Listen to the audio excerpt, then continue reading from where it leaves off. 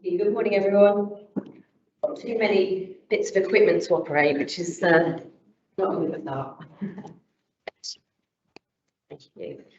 Good morning.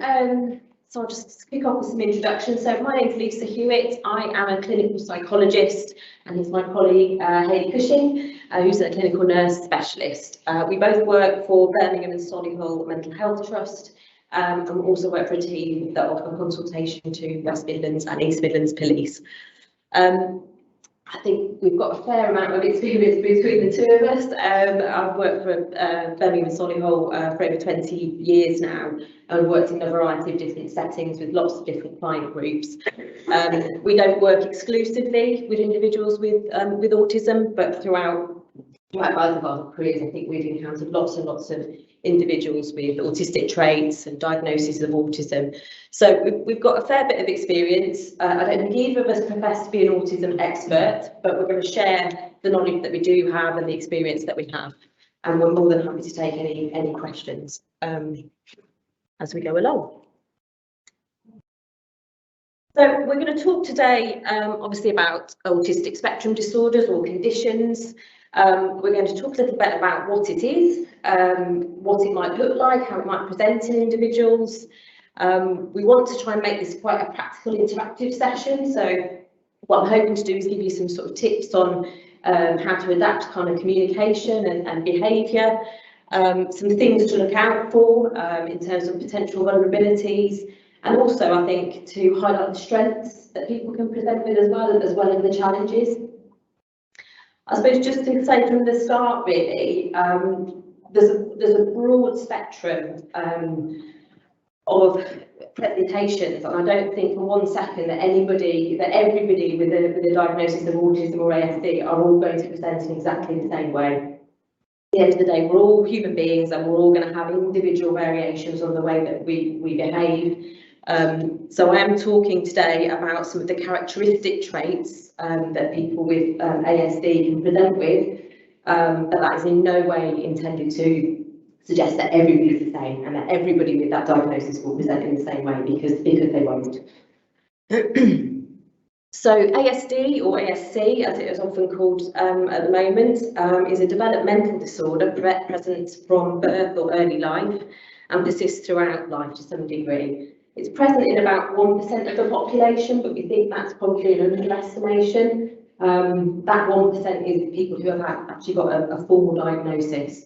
And we know there's lots of reasons why people might still present with ASD, but not necessarily have a formal diagnosis. It affects the way that a person communicates, interacts and processes information, and it has a big effect on their social and emotional development. Autistic spectrum disorders is a broad category that includes a number of different subgroups. So there's some other subgroups of ASD on that slide there as well, but they all share three common characteristics. So as I said, it's a neurodevelopmental disorder. It's present from birth or early childhood. The term sort of neurodevelopmental suggests that it has an impact on the way somebody's brain functions, and the effect of the functioning of the brain affects the child's behaviour, memory or ability to learn. So the fact that it impacts on our brain has a knock-on effect to the way that we behave. So there's three main areas that are characteristic of autistic spectrum disorders, and they fall into these three main areas: social communication, social interaction and social imagination. And we're just going to briefly go through each of those three areas. So what might those differences look like in terms of social communication? If you think about the way that we all communicate every day, some of it is through verbal information, but there's an awful lot of the way that we communicate that is not through the words that we say. It's through hand gestures, it's through facial expression, it's through body posture, it's through the context of where we are. There's so many subtle ways in which we all communicate all the time that it's much bigger than just a spoken word. There's a lot of complexity to the way that we communicate. Somebody with a diagnosis of ASD might find those non-verbal cues, all the things that aren't spoken, quite difficult to pick up on. They might not enjoy the pleasure of a conversation. Again, if you think about all the reasons that you might have a conversation with someone, sometimes it's just through the sheer pleasure of enjoying talking to somebody. And somebody with ASD might not necessarily experience the same level of pleasure.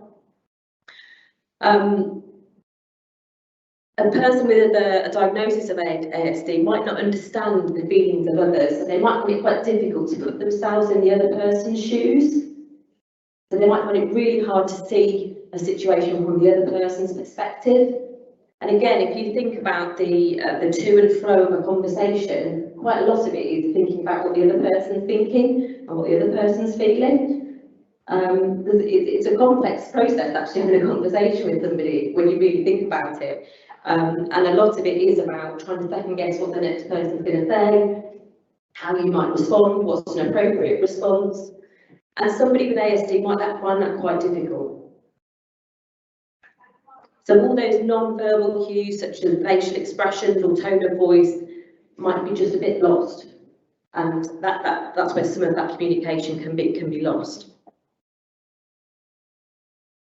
I don't know if any of you've seen this picture before, this exercise before. So Simon Baron-Cohen is a clinical psychologist who has expertise in autism and has done a lot of research. He is related to Sacha Baron-Cohen, by the way, he's their cousins, apparently. So he developed this test quite a long time ago now, in 1995.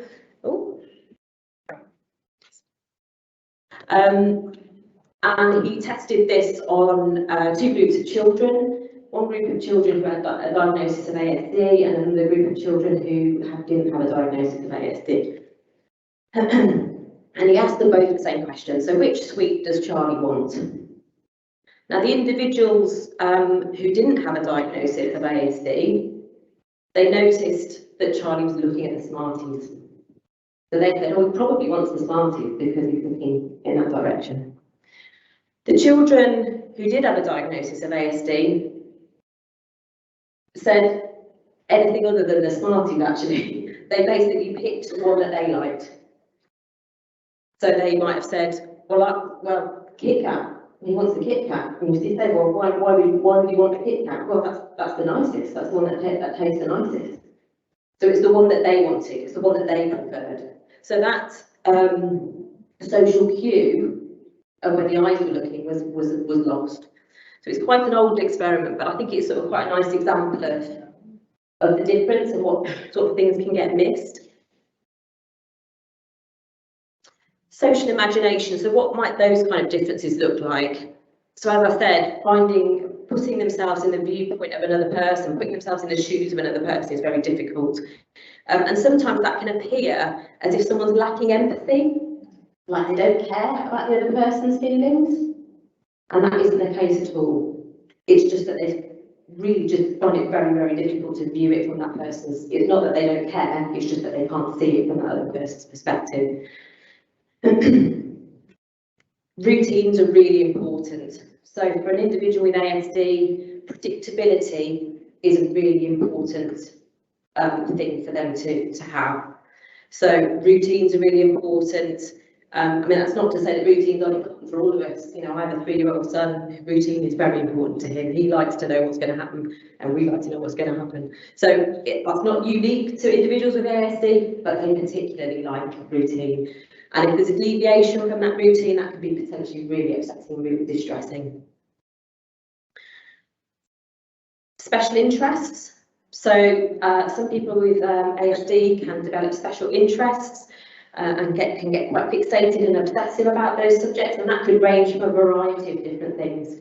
It could be an interest in a particular moment in history, it could be a particular item on the news, it could be a particular figure, a political figure, or a famous person, or a pop group, or whatever it might be. It could be a range of different things. But they might develop that interest, and when they do, they become quite fixated on it in the sense that they will look into that into a lot of detail. So they'll know all the intricate details of that particular topic. It won't be the top line stuff, it will be in as much detail as possible. Individuals with ASD also can present with quite rigid thought patterns, and again, I think that's their sort of desire for predictability. So they like things to be predictable, they like things to be quite black and white. So their thought patterns around that can be really quite rigid. Certainly working with an individual a few years ago where he would only go for a job if it was located within a 5-mile radius. Anything outside of that, he wasn't interested. And that's what I mean about rigidity. You know, that sort of really fixed rule of I'm only going to do this. I'm not going to do anything outside. I'm not going to do anything outside of 6 miles. It's got to be within 5 miles. They also might take things literally. So again, if you think about all the kind of phrases that we might use all the time in social conversation, there's an awful lot of phrases that if you take them literally just wouldn't make any sense at all. It's raining cats and dogs. I forgot the ones now. No, and something like when you say, I'll be back in a minute, if you're not back within the minute, that would, yeah, it's more difficult. Yeah. Well, I'm on a roll. I'm not going to stop now, I'm on a roll. There's loads of them, you can probably think of more than I can, but there's lots and lots of things that when you actually break them down into what they actually mean, it wouldn't make any sense to somebody. But we all know we all kind of tend to know what they mean. It's just a common phrase that we use.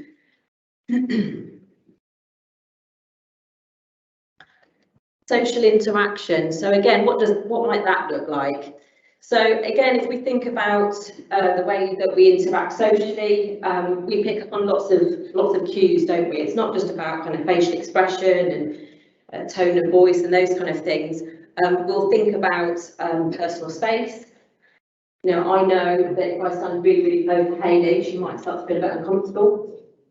So again, nobody's taught us to do this. Nobody's told us that you have to stand a certain. Although at the moment they have. At the moment they have, haven't they? But generally, we're not taught some of these things. We just learn them as we grow up, don't we? We learn what is socially acceptable, what's seen as socially acceptable. So reading those kind of social cues can be really quite difficult.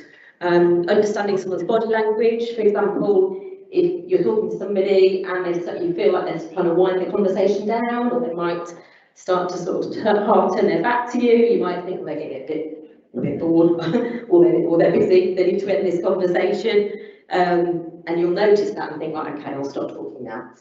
Again, those kind of social cues might get missed. All of these social difficulties can make it quite difficult for somebody to form and maintain relationships.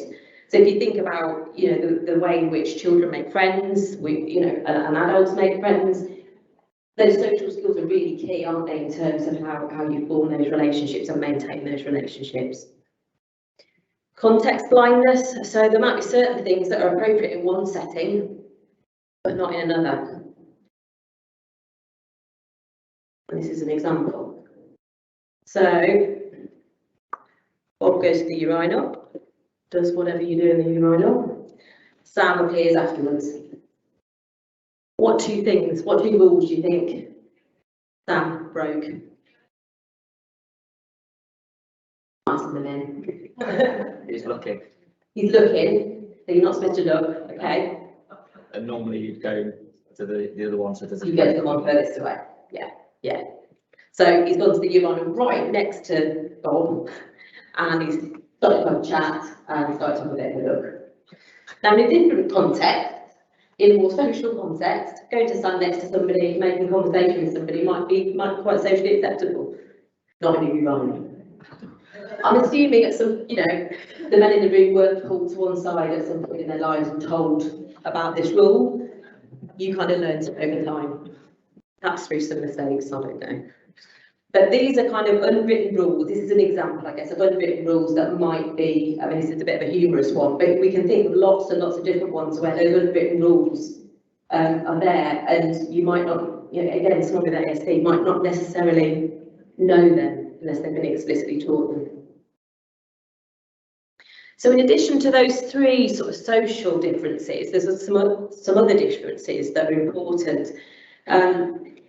Individuals with ASD have particular sensory needs, and this tends to fall at either end of the spectrum really. They'll either be very hypersensitive to sensory experiences, so for things like something loud noises, bright lights, very, very busy areas with lots of noise and stimulation, even certain tastes, certain strong tastes, that will feel very overwhelming to them. So they might be hypersensitive to lots of different sensory information and find that very overwhelming and quite distressing at times. Or they might be at the other end of the spectrum, where they might actually feel that they seek out sensory stimulation because they're under stimulated. I have to say, the individuals I work with, I tend to see the other extreme more commonly, where they're more distressed by they're hypersensitive to sensory information. But I know that the other end of the spectrum does exist as well. In 80% of individuals with a diagnosis of ASD, quite often people are experiencing both anxiety and stress. That can be for a variety of different reasons. But I think that sensory overload and being around quite difficult environments contributes to that anxiety and stress. And in terms of learning disabilities, there's a proportion of autistic individuals who also have a learning disability. However, there's also a proportion of individuals who have very advanced cognitive function and advanced intellect.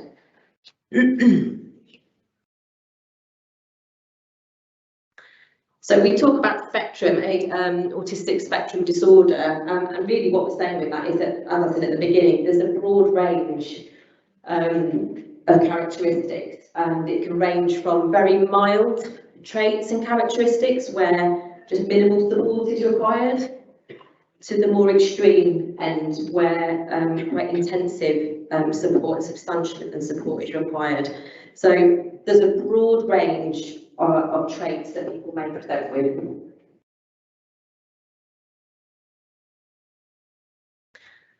I just wanted to mention the difference between girls and boys. I think generally boys tend to are more likely to be diagnosed with autism than girls are. They're twice as likely to have a diagnosis of autism, and that can be for a number of reasons really. It presents quite differently in girls, or it can do. Girls tend to be a bit better at masking it. Their social environments tend to be quite different. Sometimes their female peers will compensate for them socially, and almost be quite protective and compensating of the differences. So that can sometimes mean that they blend into a group of girls a bit easier, whereas perhaps the boys that are a little bit more on the outskirts of a social situation. Girls generally tend to present with more subtle traits, so that means that they're more easily overlooked. Autistic girls tend to be less aggressive than autistic boys. If aggression is a feature at all, it isn't necessarily always a feature, but if it is, it tends to be more in the boys than the girls. And again, that, I suppose, that draws more attention, doesn't it, to the individual. Autistic girls tend to find it easier to follow non-verbal cues, so they're a little bit more socially skilled, and can pick up on those non-verbal cues. And some of their special interests tend to be within more socially acceptable subjects, such as TV programmes, pop groups, social media, individuals that sort of fit in a bit better, that perhaps don't stand out as unusual particularly. So I just wanted to give that a bit of a mention really, because I think it's quite important to notice that there is a difference. When we think about the impact on child development, I suppose what we're thinking about here is about a child from birth going through those early years, all the usual kind of milestones in terms of speech and walking and all those kind of things. Those developmental milestones are quite key in spotting ASD in an individual. So quite often some of the usual milestones might be a bit delayed, so things around speech, smiling, laughing. Some of those social gestures that children use, and you with young children in the room, quite often, instead, as well as words, they will use gestures for social purposes like pointing or gesturing towards an object or clapping. Some of those kind of gestures might be a little bit delayed. Some of that make-believe play, that pretend play, they hit a certain age where that they start to imagine things and use their imagination to create their own games. Some of that can be a bit more reduced in some of these children. They might generally just find it difficult to communicate their needs a bit more than another child. You might notice that there's just a general sort of lack of interest in others, so they might prefer to play on their own. I would say there's a precursor to all of these things. These things on their own are not definitive of somebody with ASD. If you look at a normal child's development, they will all go through developmental stages where they prefer to play on their own, and then they sort of notice that there's other children around and want to play with them. So I don't want to focus too much on individual things here, but it's more about that pattern of behaviour and a collection of things rather than one isolated sign. But yes, you might notice that they are less interested in individuals and that doesn't subside, that they continue to want to stay quite solitary and not play with other children. They might not be so good at things like turn taking or sharing or just generally playing with other children. You might notice those sensory differences. You might notice that they're quite distressed with loud noises, too much light, strong tastes. You might notice particular textures of food that are quite distressing for them. Again, if this pattern persists, it's not a bit of a one-off thing that you notice. It is something that persists. They might like rigid routines, really struggling with change. They might have those sort of specific rituals. They're going to eat their food in a certain order, for no particular reason other than they just want to eat the grapes first, and then that, and then that. Again, if that persists. You might notice that when they're playing with toys, that they play with parts of the toys rather than the whole toy. So instead, when you're playing with a little car, instead of using it as a car to run it along the floor, they may take more interest in the components of the car, the wheels, the doors, the lights. So there's lots of little telltale signs that collectively might indicate that there's some presence of ASD there. And this persists, obviously, because we know that it persists across the lifespan. But when you hit sort of adolescence, and again, if you think about normal adolescence, which is, difficult at the best of times. I've got a 15-year-old son, so I know it firsthand difficulties on both sides.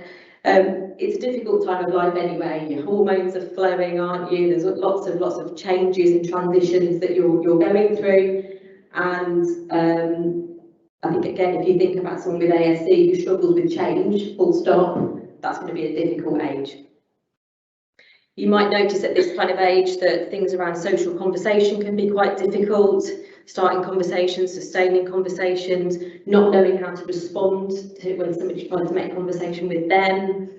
Repetitive use of language. There's something called echolalia, which you may or may not have heard of, which is where a child will copy a phrase, so that they'll have heard a social phrase, and they'll notice that that's a phrase that other people use, and they learn it and they try and use it in their own conversation. Sometimes they might use it a little bit out of context, so it might sound a bit unusual.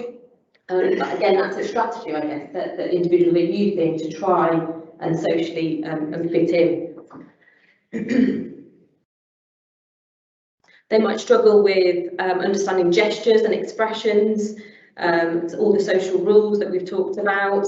Again, putting themselves in other people's shoes. They might enjoy the sort of social breaks, and like when school holidays finished.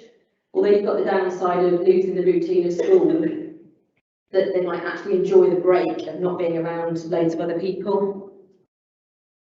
Finding change difficult. Again, there's that real kind of desire for routine. And I think that routine gives you a predictability, doesn't it? If you know what's going to happen at 10 o'clock every day, that gives you a predictable day, doesn't it? You know what's going to happen at each point. So again, those kind of features still persist. And again, you'll see the ongoing sort of sensory differences as well. So having unusual reactions to taste, smell, touch, feelings and sound. They might have a preference not to be touched. I should have mentioned that in the other slide actually. So some of the younger children might not actually like being cuddled or being held. Again, to throw in what would be normal as well is that I think children without ASD get to that point as well. They don't want to be cuddled and held. So it's always worth bearing in mind what normal development would look like as well. And also, individuals can develop what might appear as quite odd mannerisms, so like hand flapping or repetitive movements, and quite often that is a strategy for what we would call self-soothing. So if they're feeling quite anxious, they might do some repetitive movements that makes them feel a bit calmer. And again, even individuals without ASD can sometimes do that. We all do. You might notice about yourself that you might do certain things to calm yourself down when you're feeling anxious.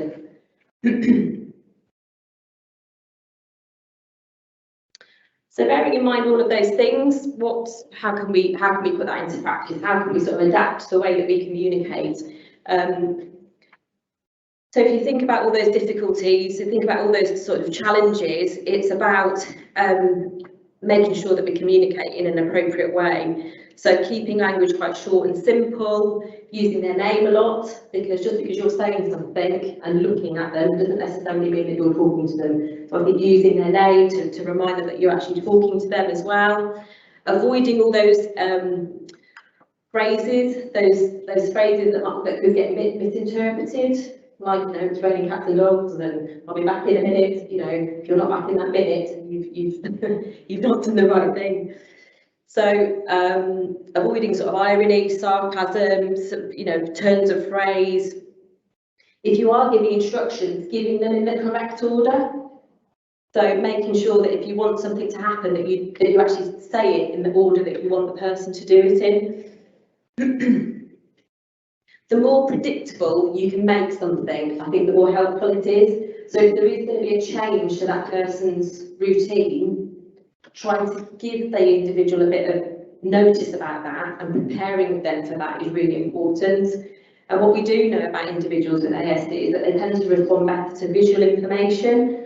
I've certainly heard that, I haven't used them myself, but I've certainly heard of other practitioners using things like social stories, which you may or may not have heard of, where it's a picture, there's a series of pictures telling them about what's about to happen. And they might use that in the week running up to the event to make sure that the individuals have lots and lots of warning and lots of preparation about what's going to happen, and they can kind of visualise what that's going to look like. So using visual cues is really helpful. Making your communication as clear and specific and short and to the point as possible is really, really important. Again, remembering that they're not necessarily going to understand or pick up on these subtle nuances of communication.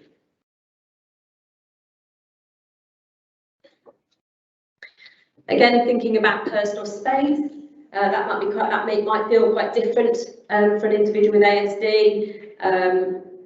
You might need to make sure that you give them enough space and guide them around what's appropriate personal space for you, allowing them lots of extra time to process information. They might take a little bit longer to process the information that you're giving them. And again, sort of preparing what you're going to do. I've already mentioned this, but preparing them for change, when there is a change in routine, preparing them as much as possible. And sometimes you can use visual cues for certain tasks. So things like, you know, showing them a towel when you want them to go and have a shower, for example. They might link in that visual cue a bit better than you just telling them. The other thing to be aware of, I guess, is around touch, and I think this is a very individual thing. And again, this goes for people without diagnosis of autism, but being aware of whether touch would actually be more upsetting or comforting. And I think this is where knowing the individual and knowing how ASD presents very, very differently in different individuals is really important, because for some people touch would be absolutely the worst thing to do, and then for others actually it might be something quite comforting.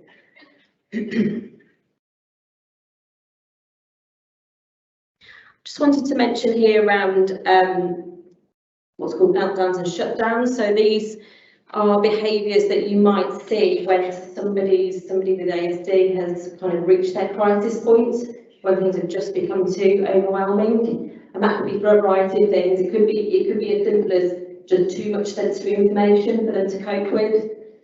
And it could go one of two ways. You could have a bit of a meltdown where somebody shows lots of extreme behaviours like shouting, harming themselves possibly, aggressive behaviour, repetitive behaviours. They might be being a risk to themselves or even other people because they just feel so overwhelmed and out of control. And they're really distressing for the individual and for other people around them. Or you could go to the other extreme where they just shut down. So rather than going outward, they kind of go inward. They start not communicating, they might restrict themselves, restrict their movement, they might try and isolate themselves, they might not respond to any communication with you, they might retreat to their room or lie on the floor, trying to shut everything down. Again, it's that sort of shutting down of everything, trying to get into control back over their emotions. And in both of those situations, I think staying calm is obviously as important. If they're not at risk of harming themselves or other people, it might be best to actually just leave them alone. If they're safe where they are, to actually leave them for that episode to finish. If they are engaging in some of those repetitive behaviours like hand flapping, again, if they're not hurting themselves or somebody else, I think I generally let them continue with that, because that's part of their way that they're trying to regain their control and to cope with those emotions. Asking too many questions can be stressful. Again, I think that's the same even with people without ASD. I think asking too many questions when someone's really stressed out is not helpful. Things around sort of telling them to calm down. Again, if you think about that as a strategy, and I do that with my 3-year-old, and I often think this is a really helpful thing to say, but I say calm down. I mean, what does that actually mean? What does that actually mean when someone tells you to calm down? Because that will look really different for different people. So instead of telling them to calm down, tell them what you want them to do. It might be that it's about sitting down. It might be about trying to breathe with them. There might be other sort of little strategies, individual little strategies that they use themselves that they enjoy doing, and that does help them to calm down. You might actually say to them, go and get your thing out of your box and use that. Some people have kind of sensory boxes where they have a little box of stuff that they can use when they are feeling overwhelmed. You might be able to use their special interests to help them relax. So if they have got a particular interest in something, that might be a good distraction. And just giving them that time to withdraw and to recover. I just wanted to mention vulnerability, I suppose, really. So sometimes when you think about the characteristics of autism and ASD, and that can range from a specific extreme version of autism, but also with just autistic traits. Some of those traits do lend themselves quite well to vulnerability. I guess it's just important to be aware of that, really. So just that lack of understanding of social rules and norms might inadvertently lead them into a bit of trouble from time to time. Not necessarily being aware of what they're doing is wrong. It might be that they misinterpret certain social cues. I've certainly worked with a young lad who he thought that he particularly liked this girl at school. He thought she liked him back. He was sending lots of text messages. He was kind of waiting outside school for her. He completely misread that situation. Like, she really was not interested in that way, and she kind of was quite upset by his behaviour. And he kind of got into trouble for it. And you can see why he did. But there was never the intention, there was never a malicious intention behind that. But because he You just misread the social cues. And I think particularly when you're moving from working out how to make friends to working out how to make relationships, particularly intimate relationships, that all those social cues get a lot more complex as well, don't they? So again, trying to work out, just do they like me? Are they attracted to me? Do they want this attention? There's a whole new level of complexity that comes with all of that that I think can inadvertently lead people to, misread cues. Some of those special interests can lead them into trouble if they happen to develop an interest in something that worries other people. Certainly in my work that I've previously done, I've had individuals who've had special interest in serial killers and crime and lots of sort of dark sort of subjects. And I think if people don't realise that that person's got autism, they just think, why are they so interested in all these kind of dark subjects? And they know about them in a lot of detail. It's not just a passing interest, it's they really know about them. And they're doing lots of research about them, and I think it can cause alarm and it can be misinterpreted in a different way. Avoidance behaviours can sometimes happen. So if somebody finds it difficult to communicate what they actually want, that can lead them to a bit of an avoidance strategy that can get them into trouble. So for example, stealing something rather than asking to borrow it. And just those things around initiating and maintaining relationships can be really, really difficult, just that lack of awareness of social boundaries.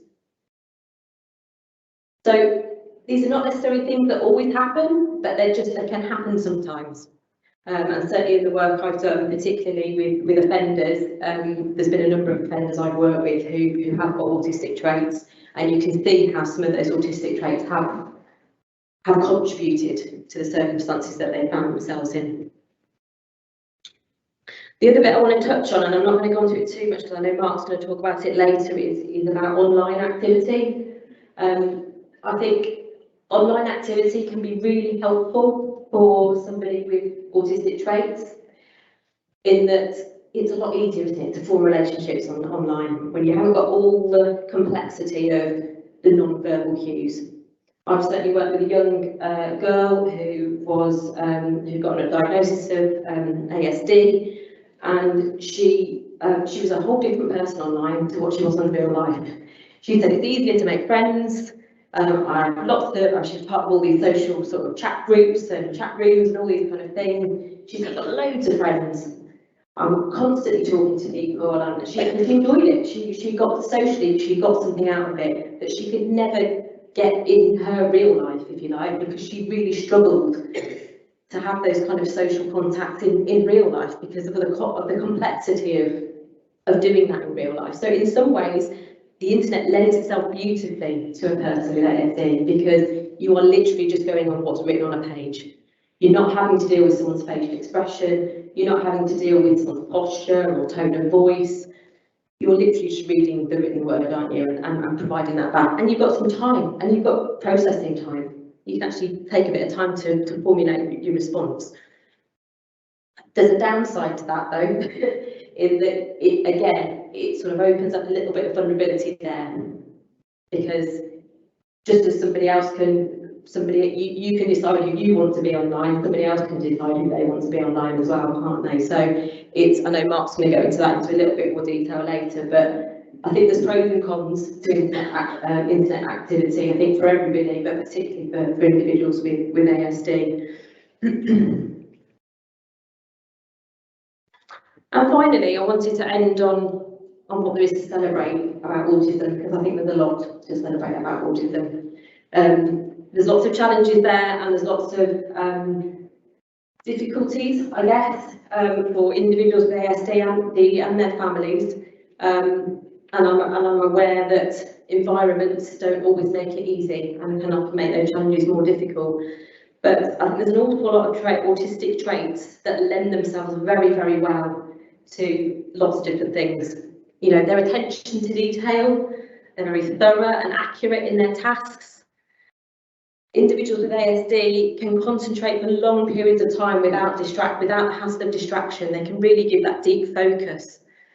Amazing observation skills, far better than a lot of us. excellent memory recall. If you think about the kind of jobs that would lend themselves really well to these kind of traits, you know, they are a massive strength. That methodological approach, spotting patterns and repetitions, particularly lend themselves well to tasks that require lots of organisation and analysis. And the unique thought processes, because there's real differences in the way that individuals there think about a situation, lends itself really well to innovation and creativity.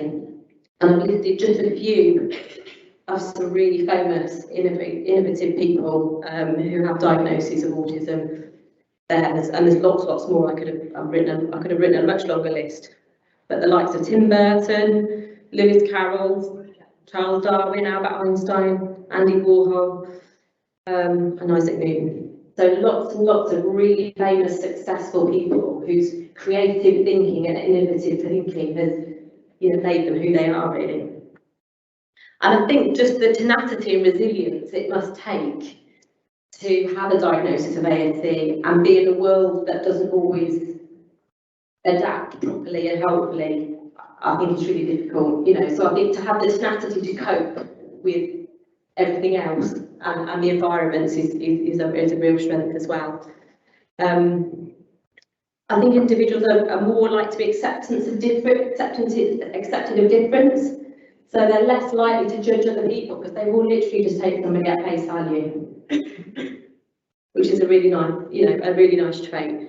And I think that integrity and honesty, you know, you're going to get very straightforward and direct feedback, aren't you, from somebody with ASD? You know, you're going to know where you stand with that person. So I think, although we've talked a lot about challenges, I think there's still an awful lot to celebrate about autism as well. Okay. Now I'm going to hand over to my colleague, Rita. Thanks for listening.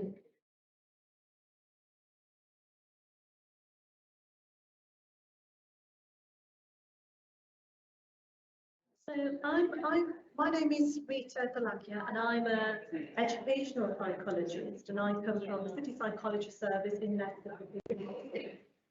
And so my talk is really very much about the practice, about what support is there out there for children and young people and their families, for yourselves. And I'm assuming that today we have a room full of parents today. Am I right in thinking that most people here are parents? Yeah, which is really important because you are the people at the forefront working with your children. I don't know whether many people know what an educational psychologist does. I wonder how many people will have come across an educational psychologist in the quite a few, yeah. And so educational psychologists work very similarly to clinical psychologists, but we work within the environment of the school system and we work within local authorities. So that's the first significant difference. And just following on from what Lisa has been saying, I wanted to raise the quote about, you know, the quote from Dr. Stephen Shaw.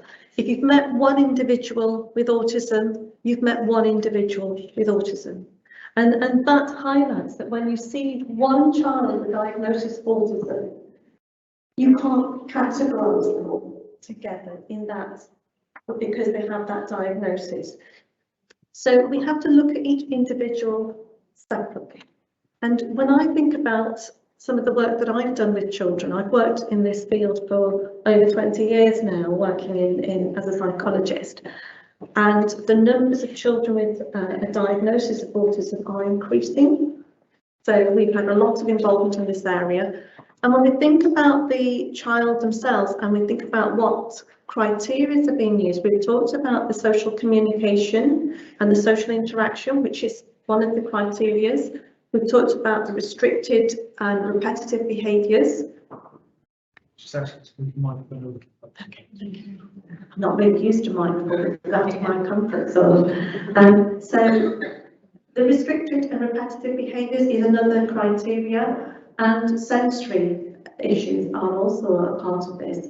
And I've put down something that I think is really important. When we're going through that process of the diagnosis, we also bring into the question about cognition and learning.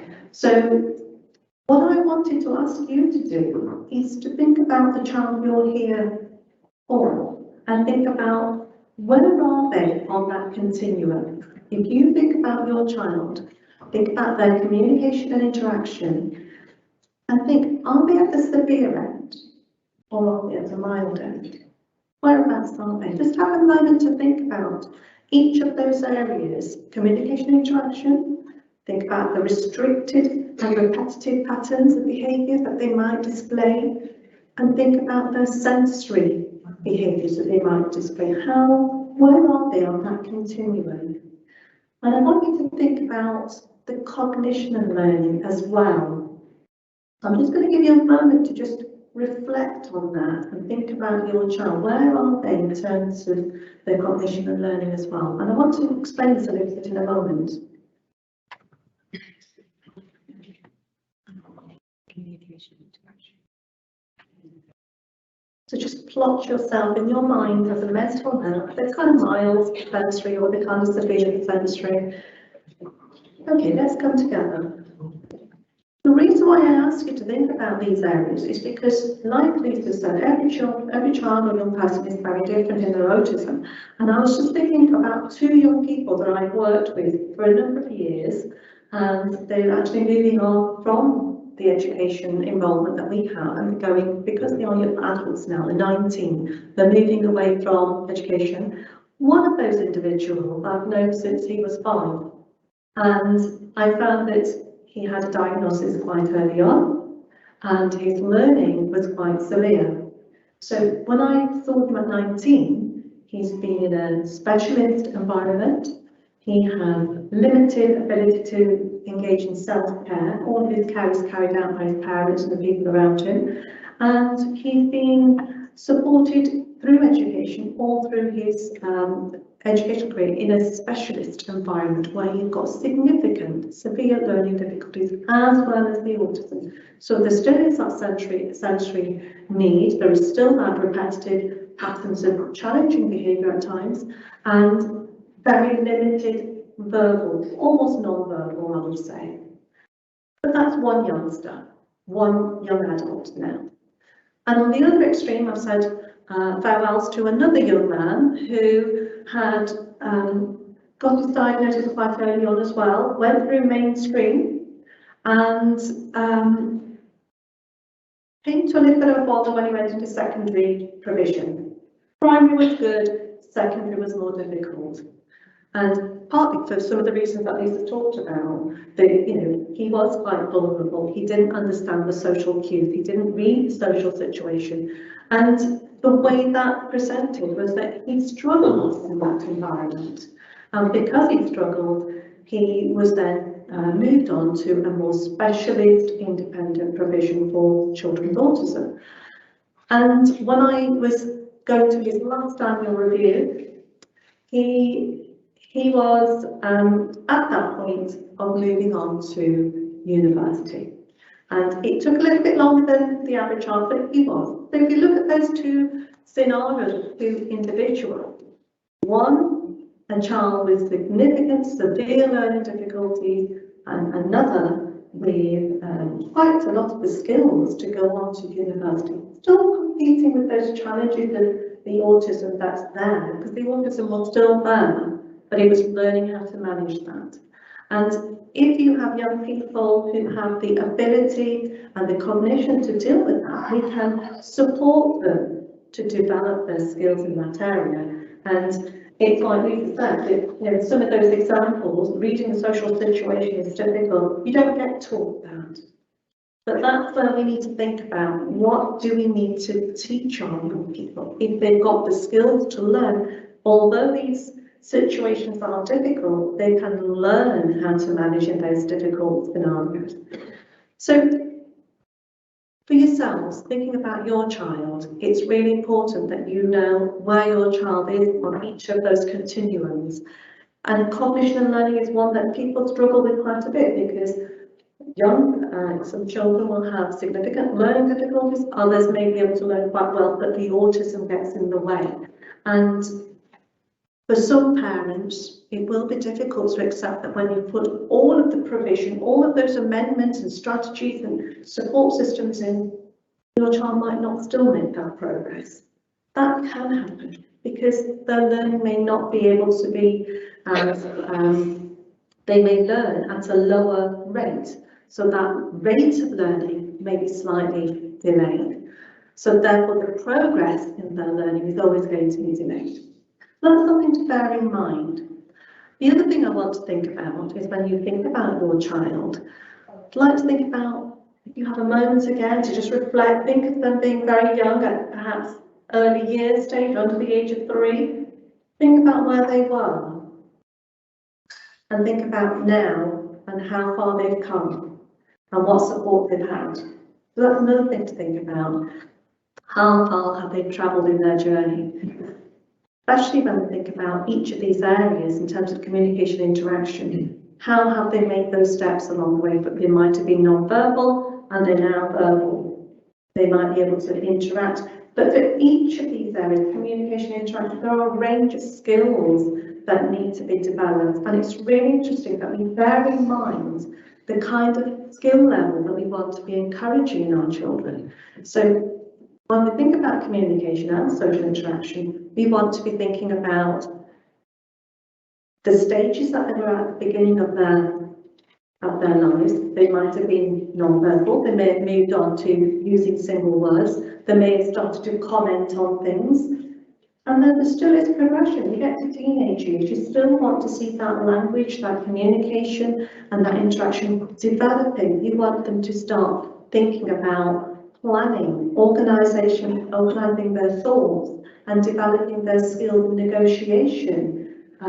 So there is that progression of skills along that continuum throughout your age, throughout the lifespan of your child and throughout the school age. So I put down 0 to 25, we are involved until 25. So we do want to think about that progression in those areas, even with the sensory area. We want to hope that, yes, sensory issues are significantly impacting on your child, but one perspective might be to allow them to engage in that scenario and have those sensory opportunities to address those sensory needs in that moment. At the other extreme, we've got to think about how do we build in some sort of tolerance to that, sort of moving them away from situations where they can manage that. There is some learning around sensory as well. So sometimes the sensory issues, yes, they need to have those sensory issues, those experiences to fulfill their need at the time. That need may be that they want to experience a particular sensory experience at that point, at that moment. But sometimes some of these behaviours may not be appropriate in certain settings. And therefore you might wish to encourage them different behaviours along the way. So we want to see progression in these areas, and one of the key things that we want to ensure is that we have the support systems in place. And one of the areas that I work with professionals in is education. So that's what I'm going to take you to now. So what do we expect in schools? How can my school help my young person? And I've already had that conversation with a couple of parents this morning. What can my school do? I'm struggling with this area. So what you would expect in your schools is that you would expect them to be following the graduated response. And what we mean by the graduated response is that for all children, any child in mainstream school, they would have, well, in any school, they would have high quality teaching, which is differentiated and personalised. But in mainstream school, that's the first stage. And then following on from that, there is those children who have additional needs. Schools do need to provide additional support for those young children, for the children and young people. And one of the frameworks that we've now taken on board is the BERA framework, which is relatively new to Leicester City. And what it involves is delivering a high quality of SEND provision. So what we've got is a document which addresses what reasonable adjustments can be made within the school environment. So all those great strategies that you talked about, Lisa, those should be happening in your child's classroom. If your child's got a diagnosis of autism, you would expect that certain provision is already there in the classroom within the mainstream setting. And this document is available on the local offer. I think it's quite hard to find in the local offer, but it is there. And what it provides parents is the option of looking at what should be happening in my child's classroom. My child has got some difficulties. What type of strategies and what type of provision would be offered to my child? And you've got that information at hand to address that and challenge your teachers, or not necessarily challenge, because challenges is more, I'll probably say, talk to your schools, talk to your teachers and ask them, this is what the needs are of my child, what can you do, what are you doing? I would have thought these things are present, but they're not. Talk to your schools and have a dialogue with them. And when they move on from that particular phase, and so when schools put those provisions into that classroom for that child or within their school, if no progress is made for your child, then you would think about involving specialist services.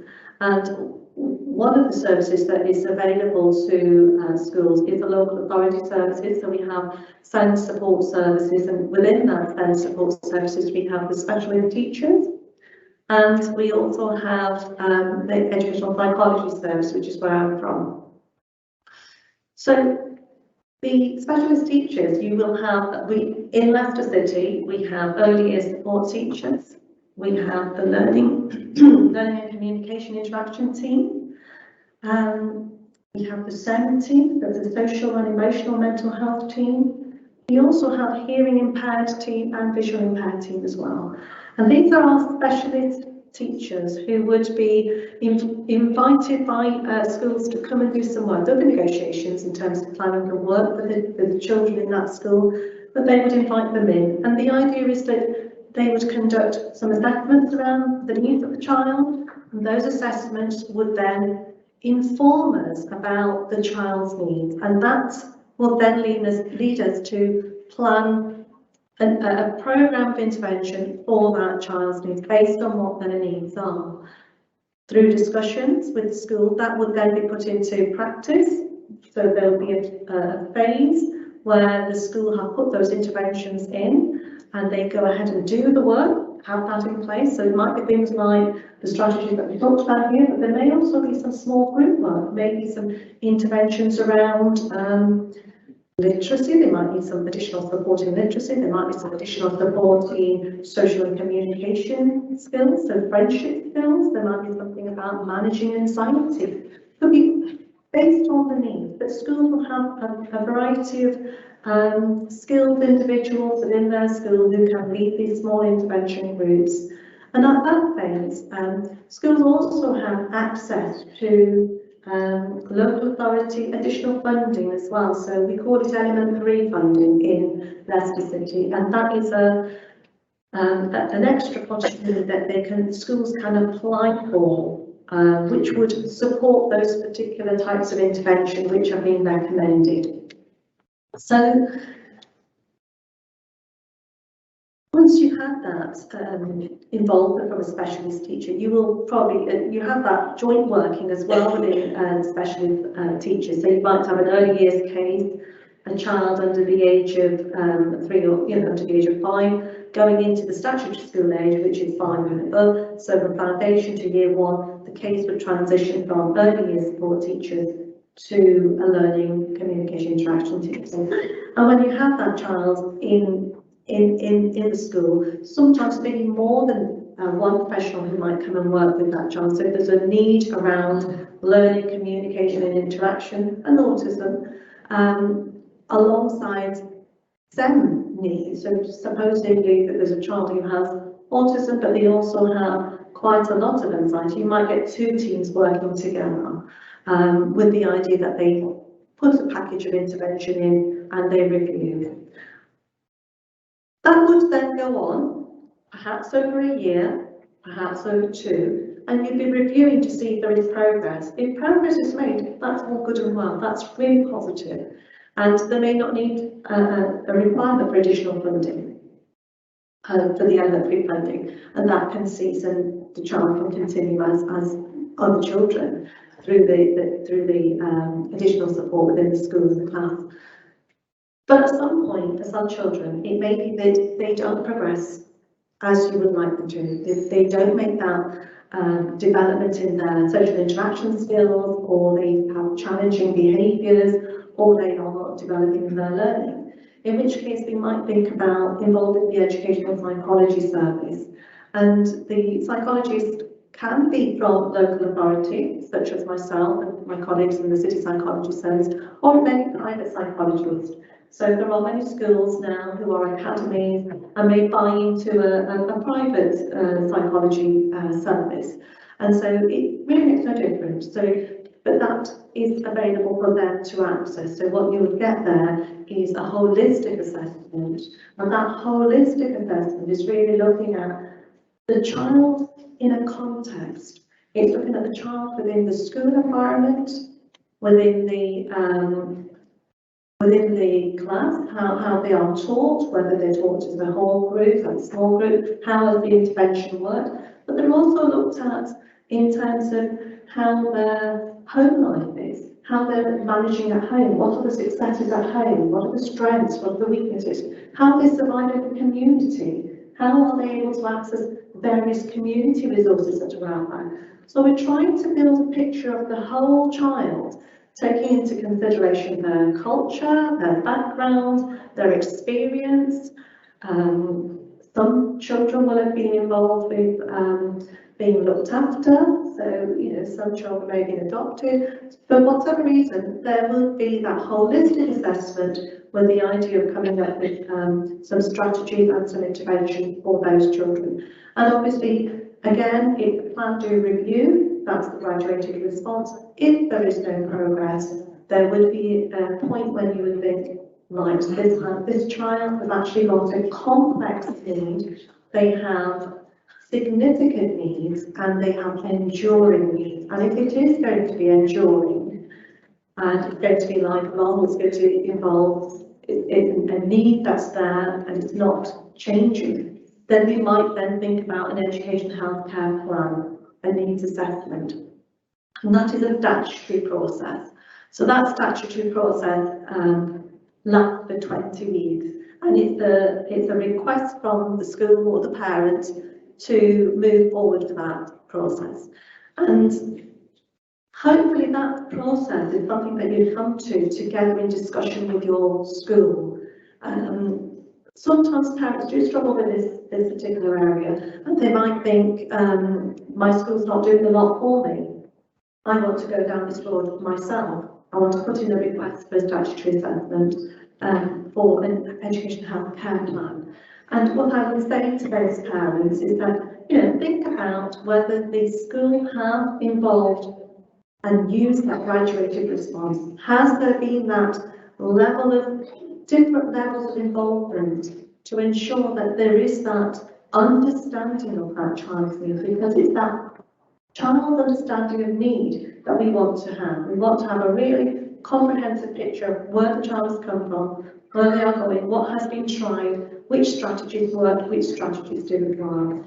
And that tells us about the rate of progress. It tells us about how that child learns, where their strengths are, where their weaknesses are. In some scenarios, I have come across situations where parents have gone straight to an education healthcare plan, needs assessment by requesting that themselves, because they might have been a little bit anxious, might have been a bit worried about their child and didn't know what to do, so they've gone straight to that process. And when you go straight to that process, there is a little gap that, sometimes you might not have the full, rich picture of your child's needs. And that rich picture of your child's needs is crucial to their development, to the understanding, to what comes out as an education healthcare plan. So I'd say, think twice, make sure that the school's done the work. Usually they would do the work, they'll invite all the necessary professionals and get that right done.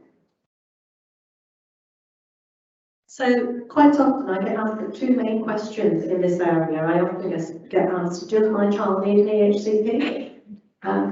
Just put your hand up if your child's got an education healthcare plan at the moment. Pretty much about half, I suppose. And that's an important question. So your children will be quite complex in their needs, there may be enduring needs. But But so long as your child's needs are being met by the provision that the school are putting in, that is what you want to see. So you don't always need to have that education outcome plan, but it might help for those who've got really complex needs. And what I want to draw attention to is that when we think about educationalists and professionals who work in supporting children in schools, we are all thinking along the social model. We want your child to do well in school. We want to make as many changes and adapt the environment to support that child. We really do want to do that. And pretty much most professionals who I've come across really want that to work. And then we go on to the other question that I'm quite often asked, just looking at the time. So the other question that's often asked is, does my child need a diagnosis? I've met one person already who said to me, my child's not got a diagnosis of autism, but I think they should have. And that's a really important question that I get faced with often. That's something you think you would like a diagnosis for your child, or you think that your child should have a diagnosis and hasn't quite got one yet, based on what you heard this morning as well. Okay, thank you. So this is another big question, and it's a really important question on varying different levels. So the first thing I want to say is that when we think about does my child need a diagnosis, we're looking at this is a medical diagnosis. It's a medical diagnosis, and medical professionals look at things using the medical model. So what's not quite right with this? Where's the deficit? And if you think about any other medical condition, you do an X-ray, you do a brain scan, you do a blood test, you would have the outcome of, yes, that is the difficulty, let's fix it by putting a plaster on or whatever it is. Autism is a little bit different because it's not something that you can go out and do a single test on. What we do in terms of getting a diagnosis is we think about it because it is a social construct. It's a social construct, and what I mean by that is that there are criteria that we say are common in all these children who have autism. But if you think back to the two young people I described at the beginning, they're quite different people, but there are common features, common traits that they hold together.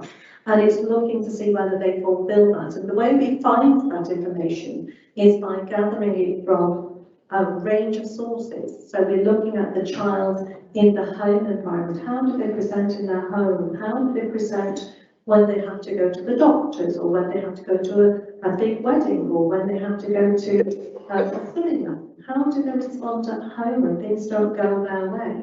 So we're looking in the home environment, we're looking at the school environment, and we're looking at the community. So the way autism diagnosis, the pathway for autism diagnosis has been under review for a while, and it requires the graduated response from a school perspective, but at the same time you will often be told, go and see the GP, the GP will refer you on to a paediatrician or a health professional, and that is the route. So the GP will refer you on to a community paediatrician, and then that information, that community paediatrician would come together with various other lead professionals who can support in that diagnosis, and they would look at that through a multidisciplinary meeting. Usually the lead professionals so far have been up till September 2021 this year, and the lead professionals are usually community paediatricians, psychologists, clinical and educational, speech and language therapist. Any other? I think that's about it. But we've also, within the Leicester City model, we have always, supported where we can. As an educational psychologist, I've been involved with diagnosis up till this year. So I would go out and do that work within my casework, to go out to school, do observations, or to go and have consultations with key professionals who know that child. Perhaps if there's other agencies involved, we talk to them, such as speech and language, occupational therapists, others, and we would form formulate a hypothesis about what our thoughts are. We'd probably do some work in terms of offering interventions, and then we would monitor. And when we felt that we were at a point where we have enough evidence, or we feel that there's a right crucial point, we would join up with a paediatrician along with the speech and language therapist or whichever lead professionals were going to work on a particular case, and do that. Not all authorities would do that, and I don't think Leicestershire and Rutland may have done that, but we certainly have been doing that till the September, and recently we've recently stepped away from that role because of capacity, and we're not funded to do that, we're not permission to do that. So it's also about our model. We want to support children in their environment. We want to work with the graduated response. We want to see what we can support them with. And as parents, I'm not sure, we all have our difference of opinion on the diagnosis debate, because this debate about diagnosis is something to think about. Some parents will think, yes, I want a diagnosis of autism, already got a diagnosis. Lots of parents might want diagnoses of different things as well. But there is this debate about how does that diagnosis support your child? So that's one thought. And other parents might say, well, actually, it doesn't really bother me if I have a label, a diagnosis, but I want to see the action. I want to see that support in my child's life. I want to see the support there for my child in school. I want them to get all the support they can get at home. I want them to have the necessary support that they need. So there is this diagnosis debate. I'm not taking a stand on either or, but what I'm saying is it's a question to ask, what do you get from the diagnosis? So that's something to think about. And then thinking about the home. So when we look at our home and we think about our child in the home, what's the key thing that we want to do to support our children? It's a really interesting thing, and I often, especially parents on that journey of diagnosis, they feel really that they're faced with a lot of struggle because it's so hard to get that sometimes. And I feel that parents take that quite personally, because it feels as if people and professionals are saying, oh, it's your parenting so. Whereas actually I don't think that's the thought. I think what I'm thinking of is it's always good to try out learning. Parenting is a difficult job for all parents. I think it's difficult for all parents, and there are huge challenges along the way, but for parents of children with special educational needs, I think it's even more harder. And we know that, there's research on that to say that. So I think, what can I say about the home environment?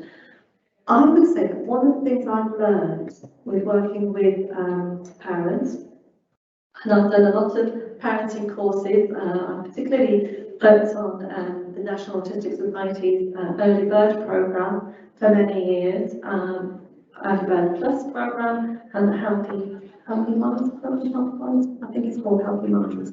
But alongside that, I've also done a lot of work with the soluble approach parenting as well. And that's more a universal approach programme, but it taps into connecting with your child and supporting them through containing their emotional needs. And I think both of those programs I've worked with, I think parents have benefited. And it's a journey. When you first start out with a young toddler, and a more universal program can meet your needs. And as you go through, and perhaps you get your diagnosis, you might need a bit more specialist program. And what that is telling us is that there needs to be support, which is a graduated response in terms of a parenting program, in terms of support for parents. So that is something that we hope that will come about in the future.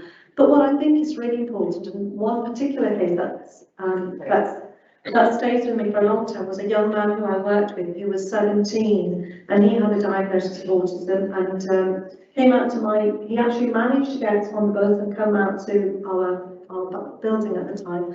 And he was anxious, he told me he was going to be anxious, we planned it, we prepared it, he came out to see me independently. And when we spoke about what his aspirations were, when we spoke about what he wanted to do in the future, And he said, and I asked him, have you spoken about these issues, about the future, what you want to do? And I said, do you talk to anybody about them? And he said, no, I don't really talk to anybody. What about your parents? And he said, well, Mum's always busy downstairs. She's always working in the evening. And it just drew that attention to me that when we have our very young children, primary age, secondary age, we try to be involved in their lives, and then when they get to that teenage, older years, we kind of think that they're independent, they're older, they don't need me, but actually they still do. So being emotionally available to your children at whatever stage is really crucial. Because what you are as parents, you are the safe place for your child. You are the person they will turn to when they are feeling anxious, when they're not so sure. So you are that stability, and often you will see this, that children manage through the school day and not get themselves into trouble, but when they come home they can be demanding and challenging because this is their safe place. And it's important that we acknowledge that you are there supported as well. The other thing I want to say for home is what's really critically important is we do react. Every one of us reacts emotionally when we are put forward into a difficult situation, when schools are telling you about your child who's misbehaved or not misbehaved. You know, when you've been told that your child's been misbehaved, I'm distracted. You can see I'm checking the time out, so I'm distracted. So when you have some bad news or some difficult news that you want to deal with, you will be emotionally challenged, and we can make rash decisions at that point. And what I say to you is, you know, when you have a child with special educational needs, particularly those with autism, create a little bit of time to sit back and say, right, next weekend I'm going to think about this, and think about it logically, think about, well, where do I need to go? So if you think about, you know, what's happening at school, what's happening at home, do that little bit of thinking time when you're in a good place. Because we as adults aren't always in a good place either. And so when we think about who is there to support me, you have your child has needs, and you are there to emotionally contain them. And when you are full, when you've got lots of things going on with you, you're containing your child, you're trying to do the best you can at home, you're the parents, you've got jobs to do, you've got lots of demands upon your own time, you also are emotionally full, and that's, you know, you've got no headspace to think about things. So you might need somebody there, your network of support, to support you deal with that. What we do know is that emotional containment is what you require to make sure that you're on top of what you need to be on top of to support your children, your family, and everybody around you. So it's really crucial that you make sure that you have a network of support, because it's very isolating. It's isolating when you are a parent and your needs, your child needs may be very different to the other children who attend your mainstream school. So you might feel that you don't quite feel you're getting the support from your parents or your school. So you need to have a network. And often I hear that parents like to join up on various groups. One parent I came across that I go on a WhatsApp group for parents of autism, parents of WhatsApp group, parents of autistic children. And she goes on that, and that helps her. So it is looking about network for yourself and support systems for yourself. Sometimes that can be a professional as well. So there are professionals who will be supportive, and I certainly feel that, you know, parents will often think that they can talk about their issues with professionals who are involved. And just thinking about a couple of the professionals who are there to support you. So I put down Sendias. Now Sendias is a group, and I think we have Sendias here from Leicestershire. I'm not sure if Leicester City here, but they probably do a similar sort of job. And what that is a special educational need and disability information and advice service, if I've got that correct. And they support parents go through that graduated response, and particularly the education healthcare plan. So if you've got questions, you don't understand the process, you can talk to them, they can help you, they can accompany you to those meetings to support you when you have those conversations with your teachers and your schools. So Sendios is somewhere out here, you can go and have a look at their stall as well. But it's tapping into all of these resources. Early help. Has anybody heard of early help? Yeah, lots of people have. And they're part of social care. In Leicester City, they're part of social care. And what early help does, and we work quite closely with early help. As psychologists, we've built links with early help. Early help are there to do early help assessments, which will look at the whole area of finances, housing, needs of your children, safeguarding, all sorts of areas. They will cover a wide range of issues, talk and come and do a thorough assessment, and they will have family support workers who work with you over a period of time, maybe 6 weeks, maybe 12 weeks, to help you organise yourself, help you through dealing with your issues, trying to support your child, your family. And so they're a really good form of support. So we in Leicester have children's centres where that's where our early help teams are based, and you can go into early help and ask for support, self-referrals, so you can do that. Just making links with early help from the psychology service, we've started to offer some consultations to our early help colleagues, because our family support workers who are doing this work come across the most complex of cases. They come across tremendously complicated cases where there's so many variables that need addressing, and quite often they're not familiar with the special educational needs graduated response process in schools, and we support them through to get that holistic picture to understand what can you now do next. So we are there supporting our professionals in the early help as well, so they can have access to consultations from us.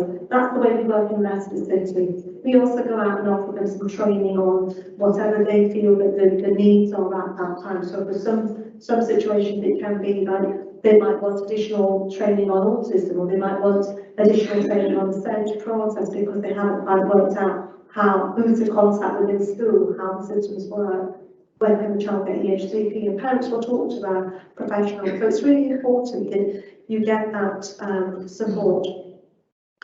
And then we have disabled children's teams. So this is about a team that offers respite as well for those children with really complex needs. So there is a process for accessing this, but it is about respite for parents. There may be activities that your child could go to in terms of there are some gardening groups and various different activities where you've got support, some skilled support, taking your child to those activities because you perhaps may not be able to manage that. So again, that's another service within Leicester City that you can access. We've talked a little bit about our SEND support service, which is our special teachers and our educational psychology. And then there are lots and lots of voluntary agency. I don't know all of them. There's a big gap there. We have ADHD solutions, which I can think of. I've not written down here today, but there's lots of others. We also think it's really important to include our young people in these conversations, and we have a Big Mouth Forum so that we get the young people's perspective on what their needs are, what their views are, and we have our Parent Carers Forum where, this is you as a body can represent yourself. You can contact the Parent Carers Forum and become involved with them, and they represent your views. And there are lots more support, but hopefully you can gather some more information today. And the last thing, I think we've only got a few minutes really. So the key thing I want to say here is we do, in our psychology service, we have specialist EPs with different strengths. So we've all got our areas of strength. So I'm interested in autism, colleagues of mine are interested in speech and language, other colleagues are interested in youth justice, vulnerable children who have come through, looked after, who have been looked after. There are people who are interested in community cohesion, you know, how do communities work, how do ethnic groups work together. There's lots of interest, some are more medical interest, medical needs such as epilepsy. So there's a lot of interest. But what I think when we come down to looking at your children's needs, what I think is really important for you is making sure that your child's needs are understood. Do you understand what the needs are? When you think about the needs, we're thinking about cognition and learning, we're thinking about communication and learning, communication interaction should read, social, emotional, and mental health needs, and physical and sensory. So if you think about all of those areas, and think about what is your child's need, is it to do with more social interaction? Is it to do with friendships? Is it to do with challenging behaviours? And then looking at what your school plan puts in them. That provision, whatever they put in, when we think about that provision, it should match up to what their needs are, their priority needs are.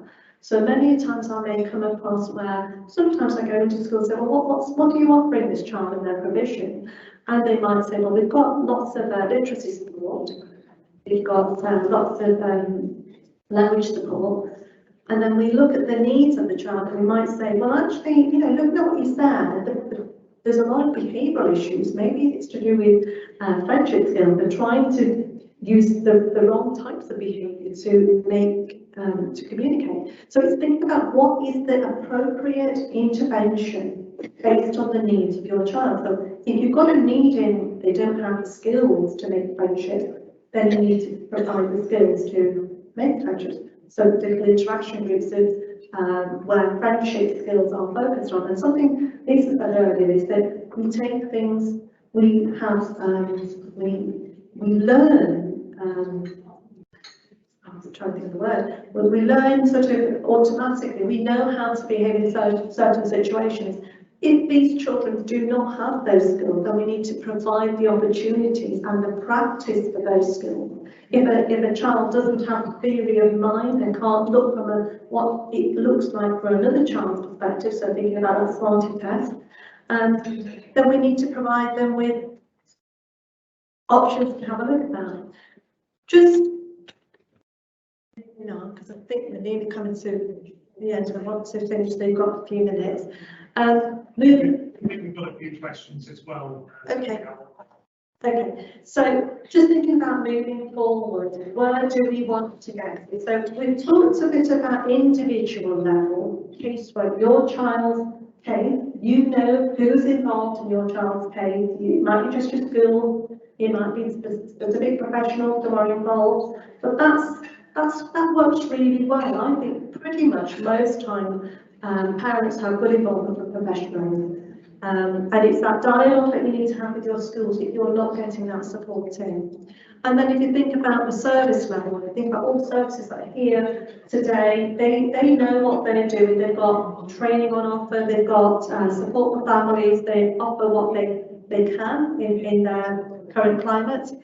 But the thing that I think is the most important is that strategic level.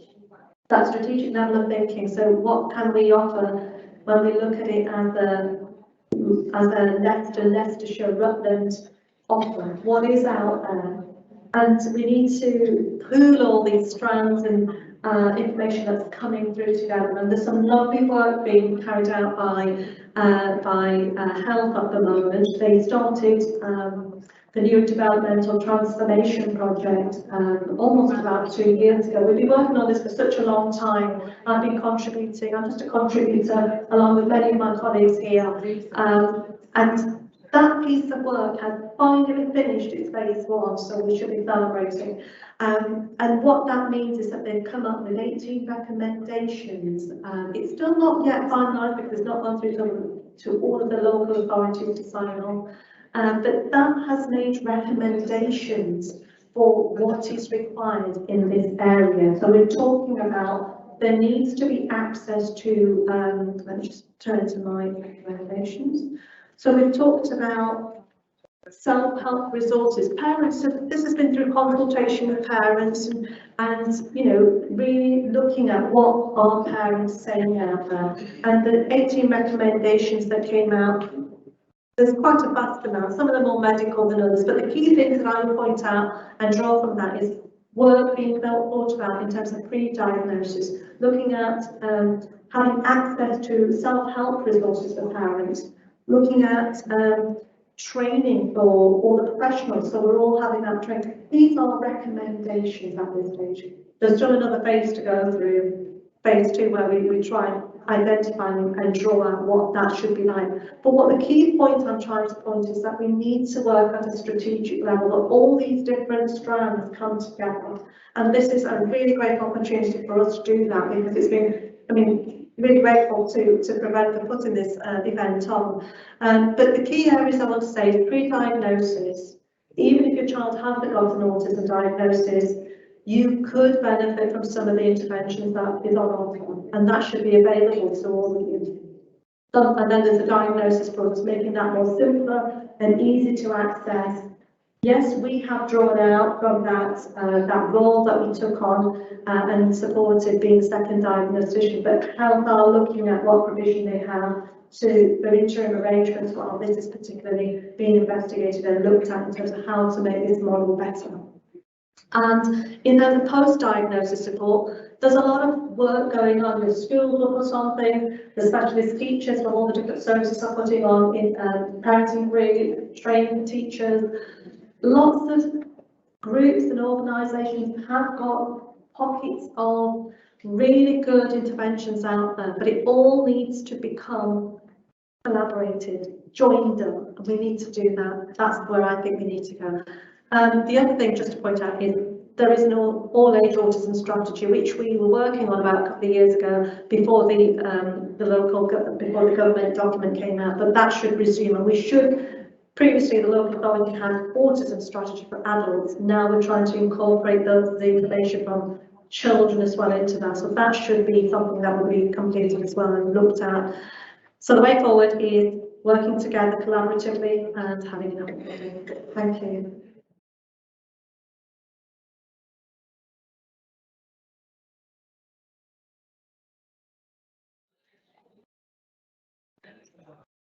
Good afternoon, my name is Deb Such. I am, as it says on there, I am a parent. That means I'm obviously a parent of, children, well, grown-ups actually, but of a young man who's got autism. I'm also a wife, a nan, a carer, a support youth worker, and head cook and bottle washer, which means I'm, that jack of all trades. So, my son, so his name is Ashley. He's now 30 years old, and is amazing, absolutely amazing. He is a real character, and I'm hoping that will come through in my little presentation. So, in the early years, his language was delayed, not saying 10 words at 2 years. And this seemed to flip the health visitor on her head. She was like, oh, he's not saying 10 words. Actually, I wasn't that worried because he had an older sister. She was 15 months older than him. And so his needs were being met. His needs were being met because her needs were being met. She was asking me for things, a sandwich or a drink. I was giving them to her and automatically making them for him. So I actually never really sort of noticed that he wasn't saying those 10 words. And I remember when we went to this health visitor and she was sort of giving him things to do. I think I recall she was giving him these little beads, and she said, can you get him to put them on the pegs? And so she passed me the bead, and I went to give it him. And then she said to me, do you realise how much you gesture? I'm doing it now. And I actually didn't, because I think it's something that I've always done. I was a hairdresser in a previous life, and I used to talk quite a lot with my hands. My clients would say to me, can you carry on doing my hair? Because I'd stop and my hands would be going. So I think it's something that I've always done. And no, I didn't notice. So I think with my gesturing, and meeting his needs via his sister, I never really noticed that he wasn't speaking. So 3 years old, still not speaking. We're referred to speech and language, told to get him into a nursery, get him mixing with other children, and we were also given a peripatetic teacher at that point. And this is where confusion started, because as you can see by his little face there, he was looking directly at the camera, he was looking directly at me, and a lot of people that were involved in those early days said, nah, it's not autism, look at his eye contact. Now, as we all know, from what everybody's been saying this morning, they're all very different. And I work with a group of young adults with autism, and I've got one young man in there who finds it incredibly difficult to make eye contact. But actually, I've got 11 others that make eye contact. You know, and my little boy was really quite sociable. You know, he would try and go and join in with other children or with their play and things like that. So anyway, I got him into a nursery, and the first nursery was an absolute nightmare. I paid an absolute fortune for this nursery as well, and every day I went to pick him up, and every day there was something, and I was just like, oh, you know, Ashley's painted on the wall and not on the easel. Ashley's fought us when we're trying to change his nappy. Well, yeah, he probably has actually, because he was having a nice time, and now you want to change his bum. You know, so there was something every day. Then they called me in and they said, want to talk to you about Ashley. So I said, right, okay, here we go. And they said, oh, well, you know, it's not making eye contact. He's got repetitive behaviours. And so she gave me this list. And I said, whoa, hang on a minute. You know, you're describing autism. No, I'm not. No, I'm not. I said, yes, you are. That's what you just described. So I said to her, right, okay. I said, you've had a problem every day. Every day I've come to pick him up, and every day there's an issue. Actually, he's flushed something down the toilet, you know, or I don't know what it was. I think it was the kids, all the other kids' coat pegs. But my argument was, why has he been stuck in the cloakroom for an hour then? How's he been there long enough to flush all the other kids' coat pegs down the toilet?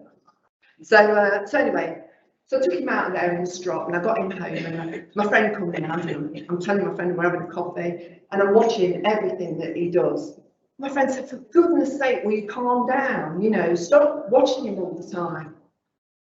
Of course, now I am watching him. And so I looked for another nursery. I got him into a local sort of, you know, one of these church playgroup things. Long story short, we got hounded out of there because the other parents found out that there was this little boy there that had got something not quite right, I think was the word that we used. And he had, to be fair, he had lashed out at another child. He wanted the bike, and in order to get the bike, he'd scratched this little girl. And so this lady said, I'm really sorry, I'm going to have to ask you to take your child out of, you know, and I'm just thinking, he's a baby, what is wrong with you guys?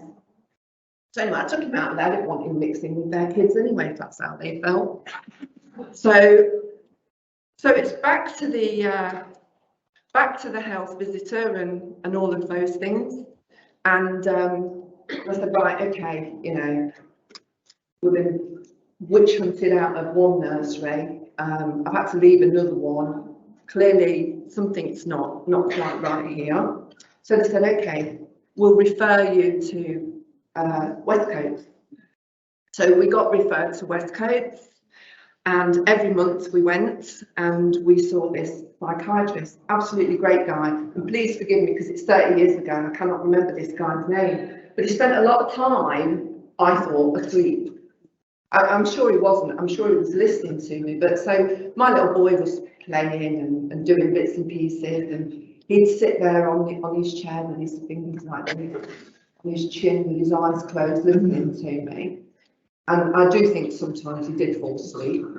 But anyway, so this went on month after month, until one day we went, and my son was oblivious to where he was. He was playing with the toys and, you know, all over the place like he always was. And the psychiatrist looked at me and he said, well, I think it would be useful for you to join the National Autistic Society. I said, oh, okay. And I said to him, okay, thank you. And that was the end of our session for that day. I go downstairs and I get in the car. Well, actually, I put my son in his car seat and I get in the car and I looked at him and I burst into tears. You know, he didn't even say to me that, you know, he'd got autism. It was almost like he was frightened to actually say those words. And I found that a lot in the early days, you know, and I think that's why people looked for the things, you know, that kind of made it seem like, oh no, eye contact, sociable, you know, because they didn't want to talk about the word autism. It was almost like it was the kiss of death. And so I get in the car and I looked at my son and I burst into tears. And then he was just looking at me. And then I went in my handbag, got out a box of Ribena. Opened the Ribena, passed him the Ribena, and he just continued to look at me and then drank his Ribena. And I just thought, so what's changed? What's changed? I went to that psychiatrist appointment with my little boy, and I was leaving with that exact little boy. The only difference was now the psychiatrist has put a label on his quirky little behaviour, the peripheral vision, the lining up, the fact that he liked to turn his bike upside down and spin the wheel slowly, spin the wheel fast, or put a stone on it, or, you know. So for me, from that day on, yes, you know, I've now got a diagnosis, but actually nothing really changed. I was still his mum, he was still my little boy, and I was just going to continue to do what I was doing and continue to get him as much support and support him as much as I could. So, doors open. Now, this was the thing with the lady before who said, is diagnosis important? And I suppose it's down to the individual family and what you think and what's available to you and yours. But for me, diagnosis meant doors opened. You know, without that diagnosis, how would he get the services that he needed? So he went to Memphis, you know, specialist children's nursery, and we had access to Autism Outreach Service. And in those days, Autism Outreach Service went everywhere. They came to your house, they sat with you, you told them about behaviours, they gave you some pointers, and I started to make friends, you know, with other parents at Memphis. Autism Outreach Service back in those days had coffee mornings, and we would all get together, and you know, and you could discuss anything. You know, some of my friends had children that smeared, and they wanted to be able to sit with other parents and say, do you know what? Last night, my little girl managed to strip off, and I went into her this morning, and her bedroom was a right mess, and be with parents who didn't go, ooh, got it, parents got it, you know.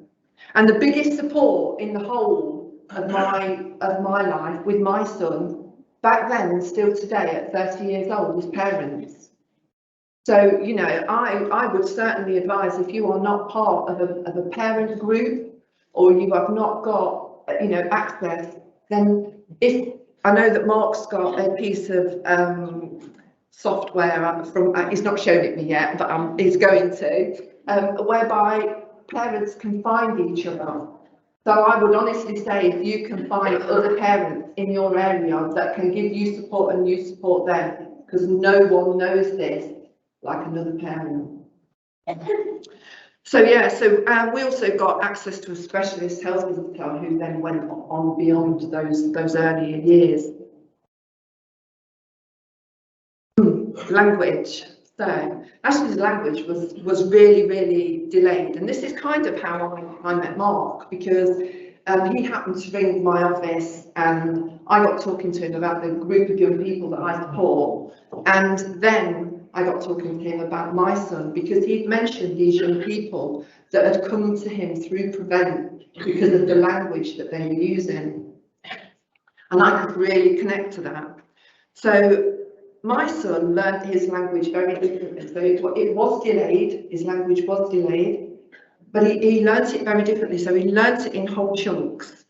And some of his language was mine, and some of it was from Budgie the Little Helicopter, and some of it was from Rosie and Friends. And those of you that are not old enough to know, you know, so to all intents and purposes, if you watched him playing with his helicopter, you go, look out, it's on the runway.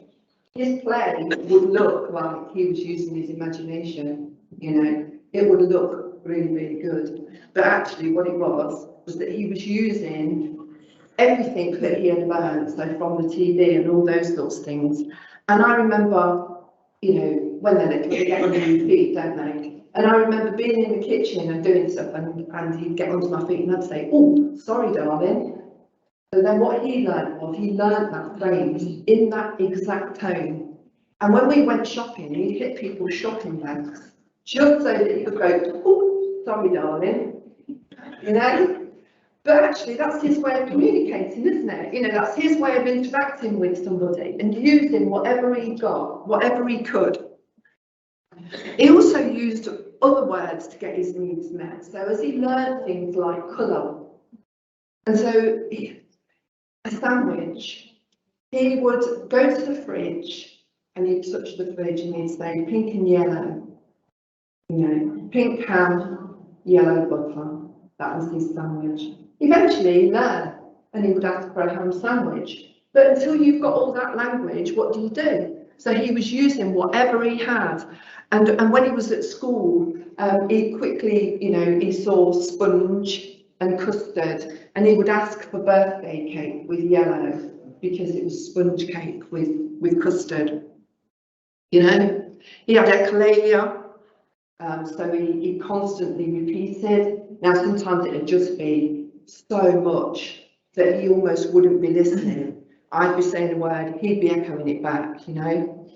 He also had pica, sponge, any sponge, and he would find it everywhere. He would shove his hand down the side of the settee and he would pull out the sponge, and then he'd look like a hamster and his face would be full of foam. I took him to soft play and he found zips on the soft play, and then he came out of soft clothes like this, and I used to have to fish it out. And I'd fish it out because I was worried about him choking, because he'd fill it up so much, and then I'd just give him a little bit back, because, you know, that drive for that sensation for him was important. And so I'd just give him just that little bit back. But I can't tell you how many things he damaged, and he knew where it was. It was like he had this sixth sense. So yeah, so he also had pica, and he had the thing about dressing up. As you can see, there he is as a Teletubby and a bear. So at every opportunity, if we had a party, and he loved parties. If we had a party, it would always be fancy dress to give him the opportunity to dress up. Now, Ashley, thankfully, has been well supported through all of his school life. We were really lucky, and I have no doubt about that. And I hear battles from parents all the time. And as a nan, my 8-year-old granddaughter, who's recently been diagnosed, my daughter is fighting tooth and nail for statutory assessment, you know, and it's just slow, and COVID and everything else. But back in those days, I felt and know, looking back, that I was really lucky. So he was well supported in his speech and in his education. He had one-to-one support even in specialist provision, and that's because he was an escapologist. He would escape, you know, and he was an absolute whirling dervish. He would go around the classroom, you know, he'd pull the drawers open and he'd get all the toys out, and the world was his oyster. He still loves life, you know. So his language has continued to develop and still continues to develop even now at 30 years old. And although there are still words that he uses, you know, that are odd, and he uses them incorrectly, and sometimes I say to him, "Oh, you don't mean that, mate, you mean so-and-so," and he'll go, "Ah, whatever, it's the same thing." Actually, it really isn't. So he's bright, he's funny, he understands and can use sarcasm. He can, and he does, you know, and to be honest, he uses quite a lot of kind of, you know, idiosyncratic language, but then I think I do as well, because I often, and I didn't actually notice how much I do this, you know, until this week. But I've been delivering a programme to young people, some of them young offenders, around cars and being safe passengers and all that sort of thing. And I found no end of them this week have said, "What does that mean?" Or "What does that mean?" And I'm suddenly realising that actually it's my language, you know, my turn of phrase, my colourful language. And I think I've imparted quite a bit of that on my son. Yeah, this bit here. So, as a teenager, he got beat up at school. It was just one of those things, you know, when they're in specialist provision, they're all there for a reason. So he got, you know, he got beat up at school, and after that he got quite anxious about everything, because God knows, you know, to autistic people are unpredictable at the best of times, and now this person has attacked him, and so he started to become paranoid about whether he was going to be attacked or not. And so eventually this manifested, he got depression, and he got more and more, you know, in a darker place, and it took quite a while for me to recognise that. So he's like 13 now at this point, and because of his autism and because of the way he, you know, could or couldn't express himself, it meant that he got into really quite a dark place before I even recognised it.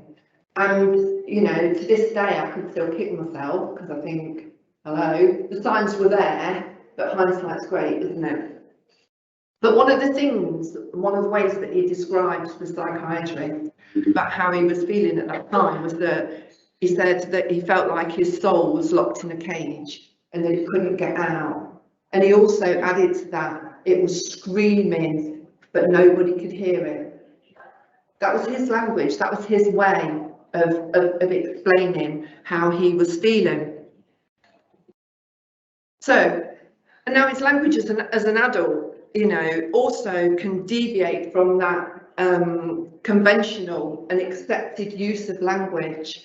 And this is how me and Mark got talking, because there was that whole thing around him saying that some young people had been, you know, sent in his direction, thinking that they might have been being radicalised, but actually it was just the language and the way they expressed themselves.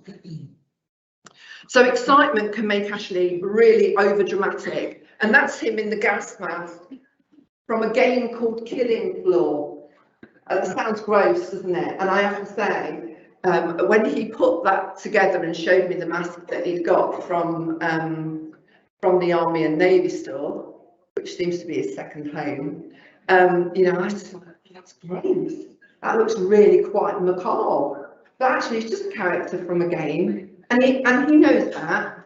And you know, and like I say, he loves to dress up, but he still uses language from games in order to help him to express himself, particularly in times of excitement or stress. Okay, and it means that he can almost enact sometimes things. So a little while back, he's in supported living now, and a little while back he had an outburst. These staff didn't really know him. And he was upset, and he told this member of staff that he was going to kill her. And then he also said that the ground was going to open up, and that the devil's demon dogs were going to come out and drag her down to hell. Now, I've never seen a demon dog, but obviously this member of staff was a bit anxious, and so she decided that he was having some sort of mental breakdown, and that he was suffering from some sort of mental health issues. He wasn't, you know, he was just upset and he couldn't think of any other way to express himself, and so that's the language that he used. And so I think, you know, it's about us knowing our children, and it's about us learning what makes them tick and making sure that anybody that works with them knows, you know, what we know in so much as they can. Now, it is a little bit difficult for me at the moment because he, like I've said, he's moved into supported living. He was in a place where he shared a house with a few other young adults. That wasn't working out for him. They were very mixed in their ability. He found it quite difficult to relate to somebody who was non-verbal. You know, and I'm sure that those that were non-verbal in that environment probably struggled to be with somebody who was as flamboyant as Ashley. You know, unfortunately, it's quite difficult oftentimes to get them all grouped together, but it can be done. And recently, he moved into his own little house, and you will see a picture of that next. But actually, if I had to describe my son, I would say that he is eccentric. He is funny. He has come a really, really long way. And you know, when the lady said before, where would you put your son on the continuum, you know, whatever you want to call it. And you know, if I'd have put my son on there at 3 years old, he'd have been more the severe end, you know. But with all the services that he's had, and with all the hard work that family have put in, you know, those battles, those meltdowns, him not wanting to go to the shops, I've given him as many life experiences as possible, even when they've been uncomfortable. And I get that that's my way, and that's not going to be everybody's way. But for me, the world doesn't bend to our kids. We have to try and prepare our kids for the world as well, you know. And it's great that there is so much knowledge now and understanding, and that, you know, the message is getting out there to help support children and, you know, adults with autism. And that is a really, really positive thing. But ultimately, the buck stops with parents. And at 30 years old, I'm still doing stuff for him. I'm still making sure that, you know, he doesn't share stuff that he's seen on the media that he thought is right, you know, because it isn't. You know, and I'm still monitoring him and supporting him and helping him to manage his money, because he can't do that. He's still very vulnerable in that respect. Having said that, he does get up from where he lives. He gets on the bus with his friends who are his neighbours, and he goes into Market Harborough and they have lunch. He goes to the local pub where they know them, you know, and so they know that if any of them say something that's not quite, you know, PC or the norm, they can help them, and they're part of their community, you know. So there is it's not always, and it isn't the kiss of death, you know. Your children will be what you help them to become, and it's all about just working together with the specialists and with every member of your family, and getting as much support as you can as an individual. And so there he is as a grown-up. This one here, I actually arranged an archery day for him and his friends. He never got off the bus. His friends all got off the bus, and I had a nice couple of hours with his friends while they learned archery. He bought himself some sandwiches, so he just sat there and just watched. He didn't want to join in. So I do all this stuff, you know, and actually struggle to get my own son to join in sometimes. Danger Mouse, that's one of his obsessions. The right-hand side one, that's in a pub, and the one where he's dressed as the fox. And Star Fox, there we go, thank you. Hello, geek in the room. Star Fox, yeah, at Comic Con. And then the ones in the middle, that's me and my daughter. When we helped him move, we found his dressing up box. So we had 10 minutes of just entertaining ourselves, really. And then that picture at the top in the middle, that's my son last July when he moved into his pad. And that 2 floors, they're both his. So he's all set up. He's got every games console known to man. He's got neighbours whose doors he can go and knock on. They come round his house. He FaceTimes me when they come round, and you know, and he's living his best life. His next thing is he wants a girlfriend. So, but she will have to like dressing up, apparently. So. That's it. Thank you for listening. You have been really good.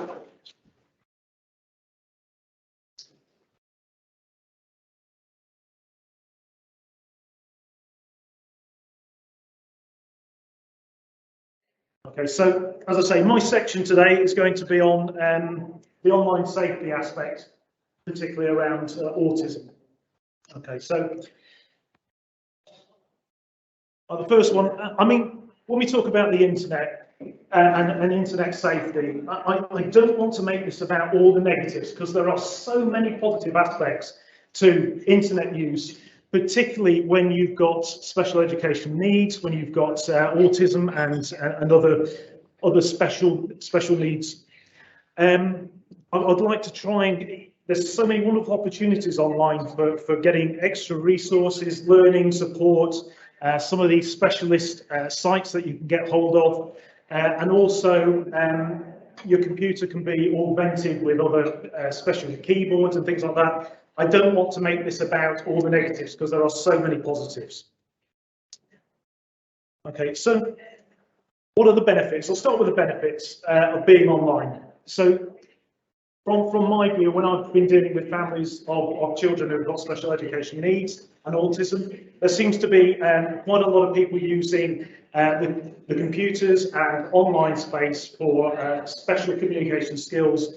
They get access to literacy, numeracy, online courses that are geared specifically for people who have special educational needs. And as I mentioned before, you've also got things like specialist keyboards, large keyboards, different inputs as well for the computer. So you might have switch inputs or joysticks, as opposed to the traditional sort of keyboard. One thing I'd like to highlight as well is most operating systems, Microsoft as well, they have things like immersive readers. I think it's called Microsoft Learning Tools. It's worth getting that sort of tool for if you've got a child who struggles to read, struggles to concentrate on the screen. Microsoft Learning Tools allows them to have a single page, change the brightness, contrast, change the colours, things like that. It's a very, very helpful resource if you've got a child that struggles to, if they've got other issues as well, comorbidity, I think it's called. One of the real benefits I found, and I think one of the presenters earlier mentioned it, of being online, is that requirement not to be face-to-face with somebody. A lot of the autistic children I've dealt with or worked with will struggle in social situations, will struggle to work face-to-face, will find they've got very few friends or have had struggles at school. Yet when you get them online, they can be themselves. They can sit there, they can talk to people who are civilly minded. They often won't get the harassment that they'll get from their schoolmates. It's a really good location for children to learn and interact and develop some other social skills. One of the big issues that comes up, it's a bit of a pro and con, is special interests. It's a fairly common trait in autistic children to have special interests. We've heard from Deb and other people about how children can focus on a particular interest, and there is nothing wrong with that. In fact, the internet is a fantastic place, again, for developing those special interests, for going into depth on a particular subject. Now, the reason we come into this is because there is a little bit of a negative to that. I've dealt with 2 children, in fact, both have been very, very keen and interested in the military, weaponry, and that's led on to them searching for bomb making and how to build guns and things like that, which is obviously been flagged up at some point by schools or something like that, and passed on to us. And in all those cases, there was never a concern once we got to know people and understand ourselves a little bit more about autism. But as I say, that's one of the negatives if you go a little bit too far, and as a parent, you're not in control of what's going on. But as I say, it's such a fantastic resource, and kids can spend kids and young people can spend hours and hours a day on there searching for their special interest and you know, helping themselves. I'll move on to some of the ways, as I say, that can be misinterpreted, and some of the things you might be able to do to try and limit time and exposure to that. Because what we don't want, and what's happened quite often with the children that we've dealt with, they've gone so far down the line that they're spending hours and hours a day looking at bomb making and things like that, and trying to remove them from that, to try and take that away, becomes an exercise in frustration. They can get quite angry about having their special interests taken away from them. So we're talking about trying to catch that early and set it in rules and things. So I'll go on to some of the rules that you might be able to put in place and things you can put in place. Okay, so I'll have to go over some of the risks. Now, I'm not going to go into depth on some of the main ones, because there's so many resources out there talking about grooming, child sexual exploitation, child criminal exploitation, cyberbullying, scams, phishing. There's loads and loads of stuff online about that and how to protect yourself. I'm going to try and concentrate a little bit more on some of the more specific problems that we might get online. And I'll start with algorithms. Okay, it's a peculiar word, but what it basically means is places like Facebook and other social media sites, what they do is watch what you do. Most of us already know that, I'm sure, but they watch everything that you do, and they try and anticipate what you're going to do next, or provide you with information that bolsters what you've been looking at. And we found this within our side of counter-terrorism policing, where people would look for or like a Britain First post or something similar to that, and then Facebook would bombard them with more right-wing stuff. And the problem is, when you start searching for something, if you've got an autistic child who starts searching for something with unfettered access on Facebook, starts liking something, Facebook will throw more and more and more of the same stuff at them, and they can go more and more into depth with things like that. Okay, so that's one of the things that we find with Facebook and those kind of sites, is that they promote you delving into these long dark tunnels that can end in a knock on the door. There are a few sites that deal with those kind of issues, but ultimately, at the end of this, I'm going to say that the onus realistically is on parents and carers to try and speak and engage with their children. I'll come on to that in a little bit more depth, because although you can get software to stop viruses from being on your machine, you can make sure your machine is up to date and you've used all the decent passwords. There's no second to being there with your child and engaging with them online and getting through this and talking about rules and what happens online. Okay, so another one, it sort of draws into the same thing about fixation addiction and what I've talked about before, where a child can go online and they can start going down this rabbit hole, and it might be completely innocuous to start with. As I say, one of the children that I dealt with, his fixation was originally on watchmaking. He loved the intricacies of watchmaking, and then that moved on to guns and making guns and things like that. And it just went further and further and became a problem. So that kind of fixation on a particular subject. And again, this is where I'll talk a bit about those boundaries, about sitting with a child and understanding where they're going with this and limiting time online. Okay. And then another area which you can't get a bit of software for is fake personas, news and conspiracy theories. I'm sure most of us have been subjected to those kind of bits of fake news that you get online, and conspiracy theories, 5G masks are causing COVID and things like this. Again, I'll talk in the next slide. I'll talk a little bit about how you can try and speak to your child about these kind of issues, and double checking and fact checking, and trying to get them to understand that people online often have their own agendas, just as they do in real life. They have their own agendas. They're often sending stuff on there to get you embroiled in their own little world and draw you in.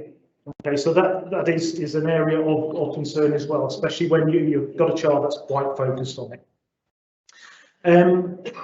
And finally, when I talk about extreme groups who have logic and rules, that's talking about, again, I'll go back to right-wing groups particularly.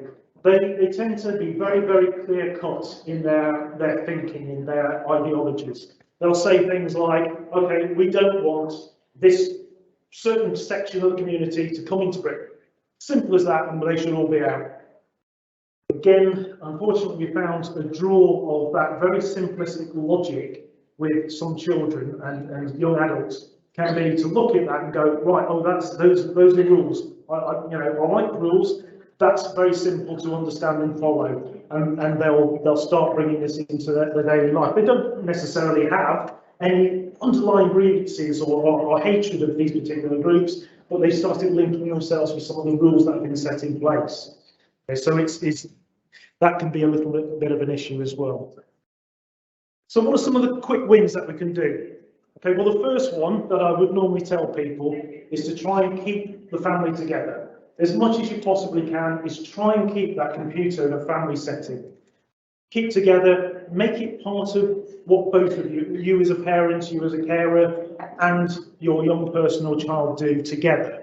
Make it fun, make it interesting, but keep it together. Understand what they're doing online and set boundaries, set rules, okay? Got simple ones, protect against viruses. As I said I wasn't going to talk about it, but yeah, make sure your antivirus software is up to date on your computer and stuff like that, okay? Internet filters. Again, to try and combat some of that in-depth searching for concerning subjects. Most of your home internet providers will have their own online switch that you can flick to try and filter out the explicit content, certain keywords and things like that. It's well worth setting that on, okay? Making sure that your computer is protected. Now, one of the things I advocate, and I do have for my own children, is setting up different logins on your computer. And there's a lot of reasons for that, okay? One, I don't want them to see what I bought them for Christmas. Okay, so I don't want them on my laptop because there's hardly anything on there. They get upset. So I'd rather have their own little space where I can set it up nice and secure for them. On my login, they could get on there, and I'm pretty sure I've probably allowed some fast logins to some sites like Amazon. One click and I can buy something. Really don't want them doing that on my login. So the other benefit of setting up their own logins is you can set up that particular login as a child-friendly login. It's a child account on there. So you can restrict what they can do, you can monitor it, and things like that, okay? So I would really, really advocate setting up a separate space for your child on a shared laptop, or on any laptop that you can control. And another one that can manifest itself in many ways, and it seems strange to talk about it on this, but it's posture. Thinking about how somebody sits, okay? When you're in a job like ours, and I sit at a desk for 8 hours a day, or no, I don't go, honestly, I'll go out and I do them. When I sit at my desk, one of the concerns for the business is, am I sitting correctly? Have I got a nice chair? Because I'm spending so much time online. Think about how long your children are potentially, or your person is online during the day, and whether some of those postural problems might be manifesting themselves is pain and anger, things that they might not be able to express. So have a think about how they're sat, how the mouse is set up and things like that. Seems a very peculiar one, but I have noticed, certainly with my kids, if they spend too long on, they get grumpy, if they've got their necks down, they get headaches and things like that, even if they're only on for half hour or so. So posture is a real interesting one.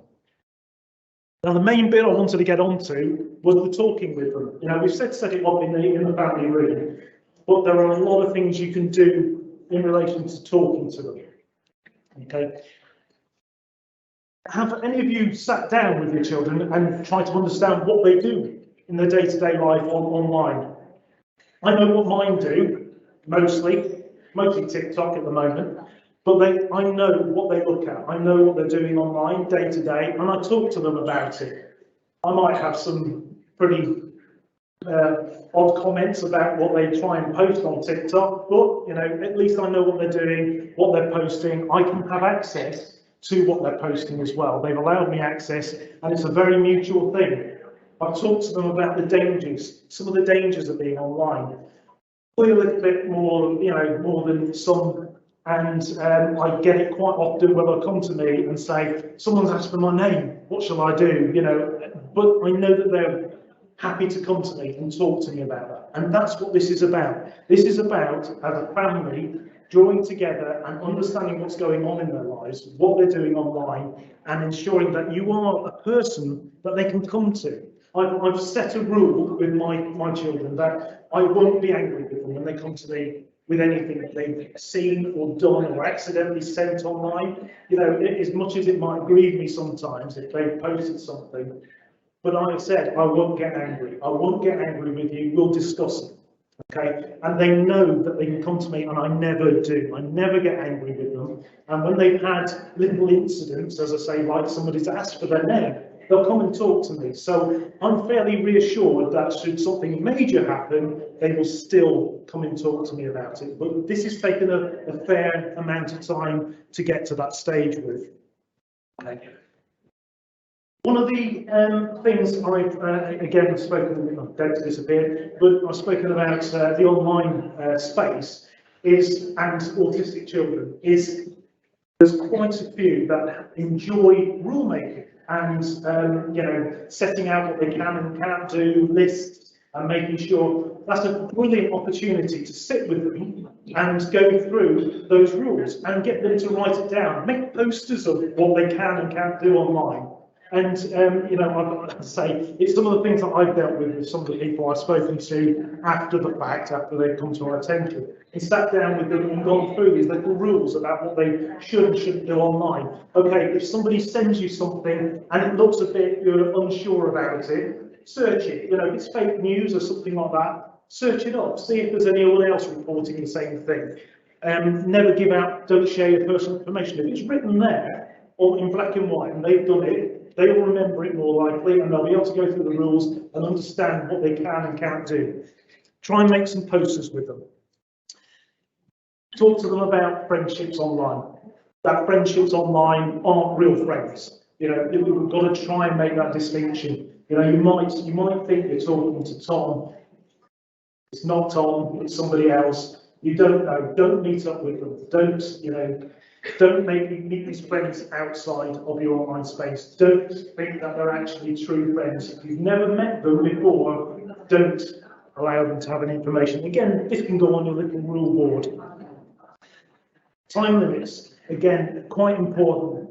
It kind of breaks up that I'm delving into this subject time and time again, going further and further, so it gives them a bit of a break from that, and you might be able to hopefully step in if they've gone too far. But also, we know that we shouldn't be using computers and things like that for more than sort of an hour at a time max. Okay, so time limits is quite an important one. So I've mentioned the posters, and I've just clicked the wrong button there. Have any of you ever Googled yourselves? I shan't ask the results. Don't go on. Yeah, I always do myself very so often. Yeah. Because I'm working in NHS, to make sure that I'm hidden, because you get odd people trying to find you, and because my name's not a usual name the way it's spelled, known to found, apart from where the martial arts were like 9 years ago. Right, And yeah. that's starting to fade out, yeah. Yeah, I'm in a similar position with a name that's fairly distinctive, my surname, Bebbington, not many of us around, yeah, and that really can be a little bit disturbing when you search for it and you bring up articles or Facebook settings have been open. Oh my God, I didn't realise that was out there, you know. That's a really good thing to do. And Google other people as well, Google their friends and things like that and see if they've got stuff online and say, look, everyone can see this about them. So it's a fantastic thing. Again, sit down with them and go through these bits and pieces. And talk about how, you know, we talked about friends before, about friends stay online, but also that's some people online are not there to be a friend, they're there for other reasons, and people and friendships online can change like they can in real life. Okay, so, you know, somebody who's a friend can suddenly turn quite angry, show them how to block people on some of the sites. I know that's quite difficult for some of less computer literate people, but showing them how to block people, how to, you know, don't worry about unfriending people and things like that. But I want to draw a line under this fairly quickly, as I say, because I know some of you want to go at 2 o'clock and I've not put my clock out. Oh, about 5 minutes too. The main thing I would say is try and make it fun, but engage with them online, okay? Out of all of this, that's what it's about. It's about you getting to know the child, what their interests are, getting to try and set some boundaries, but in a nice way, but becoming that confidant for them as well. Becoming that person that they can come to when they're unsure about things. I think this is the only real way that you're ever going to protect them online, is to almost trust what they're doing online, because no set of tools, no bit of software is going to protect them from those bits and pieces and what, you know, how people can be online. So, you know, my leading thought for this is please just try and stick with them and become engaged in their lives like you would be in the real world. Try and do a little bit of it online as well. Okay. Is there any questions at all? Oh, we have a person at the back. Sorry, it's not a question so much as just 2 comments. Firstly, thank you for bringing this together, because this is, you know, new to me as a parent. I have never seen this happening. So it's unusual to have come from your department particularly, but it's appreciated.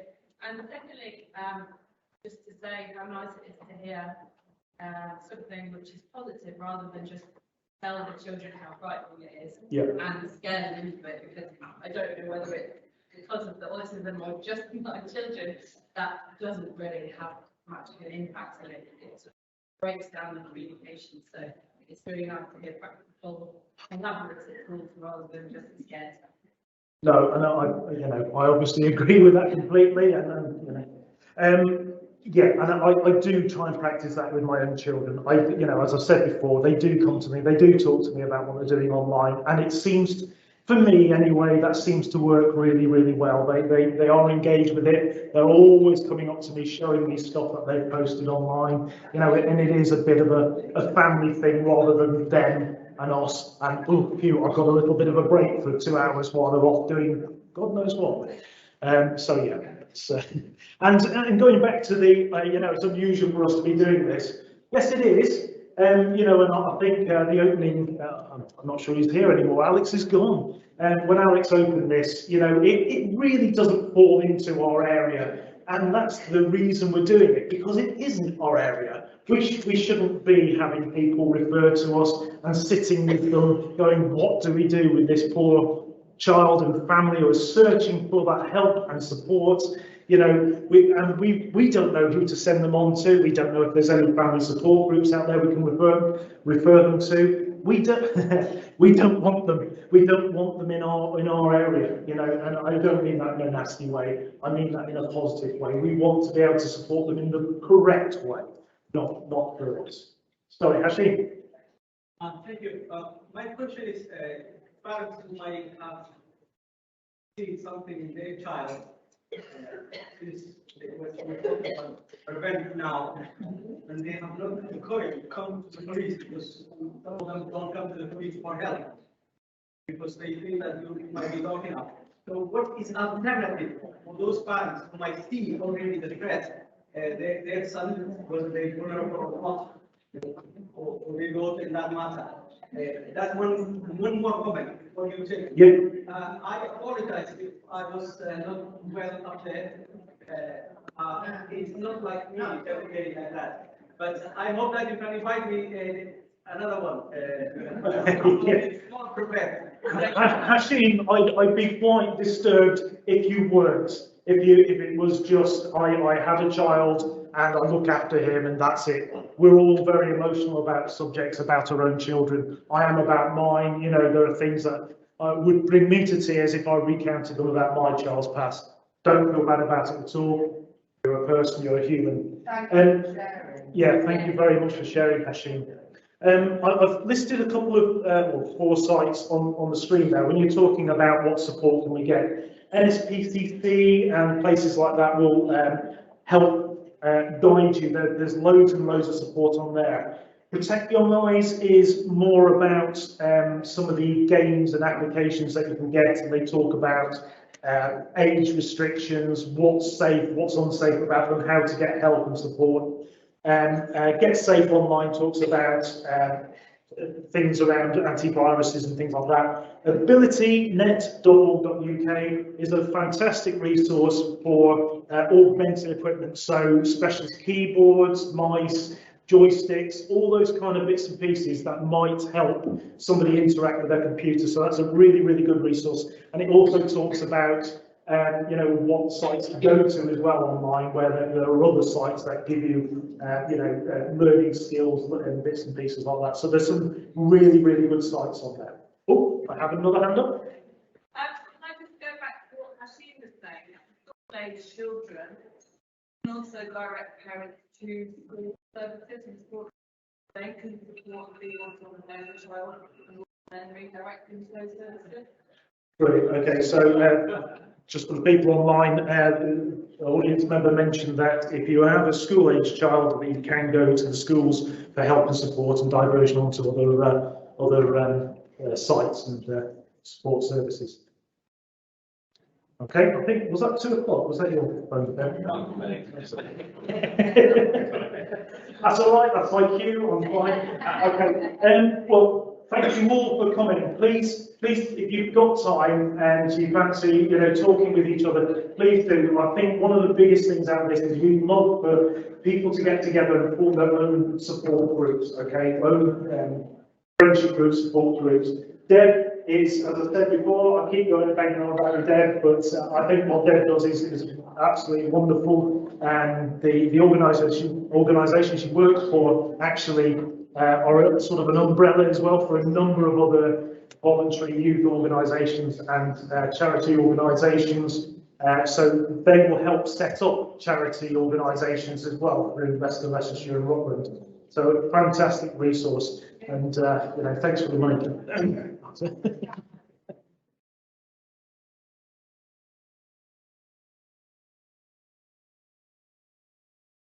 My name is Hashim. I'm a parent, like previous speaker, and I share all her excitement and everything that she was talking about that child. It's about parents.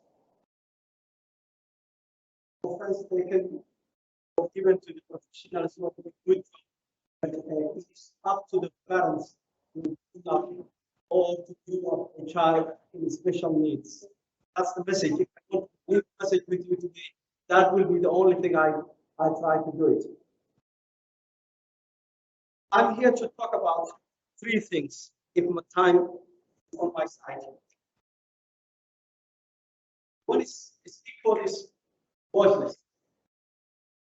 What I mean by voiceless is my culture, people from the background of my style are difficult when they have a special need child.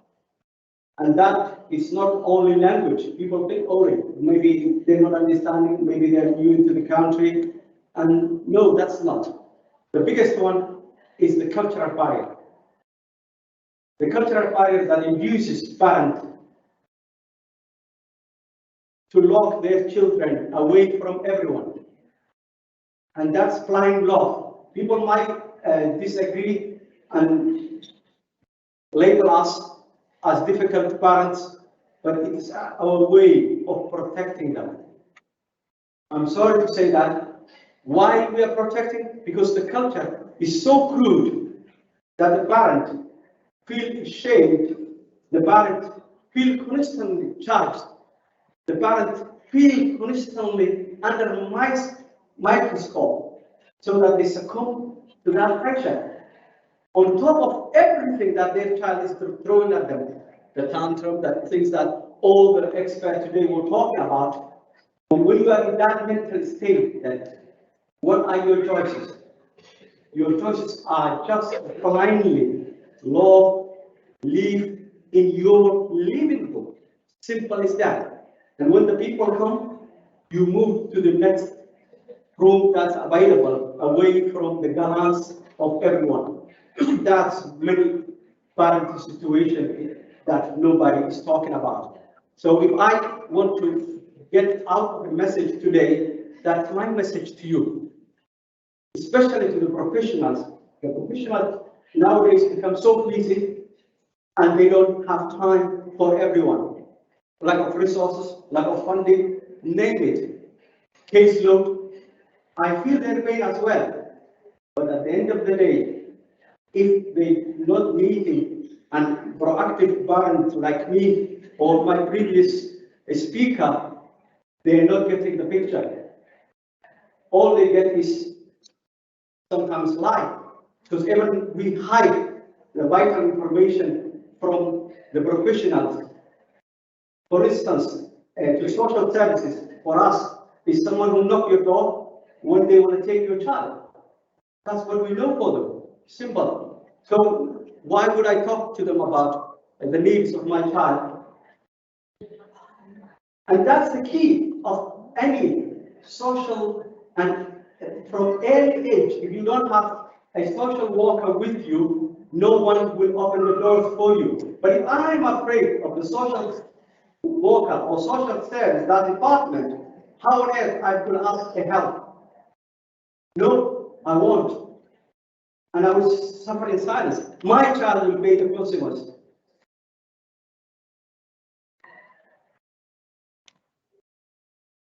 Moving on, I get emotional when I get this point.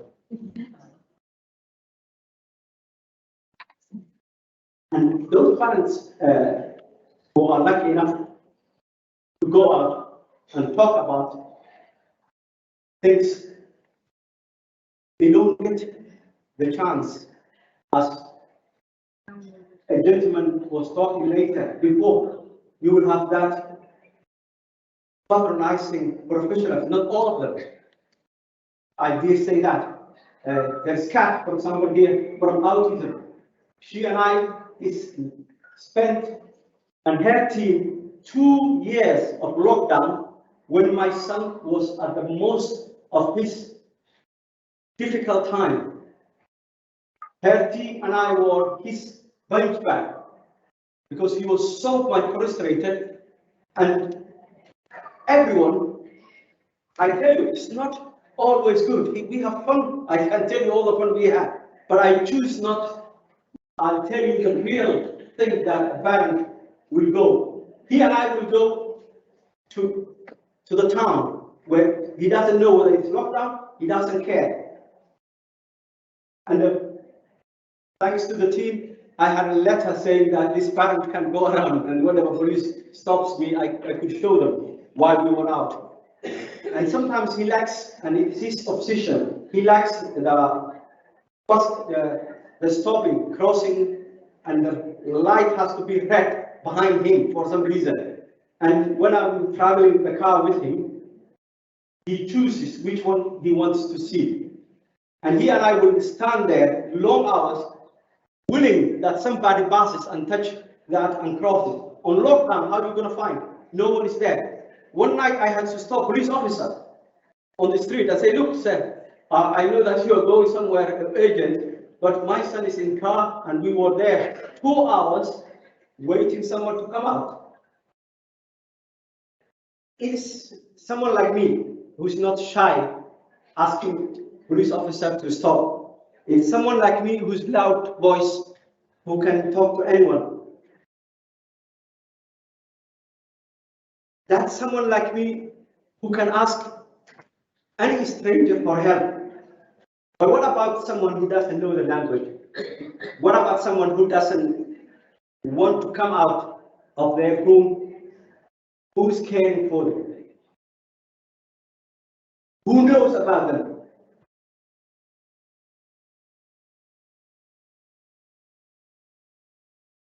Who is there for them?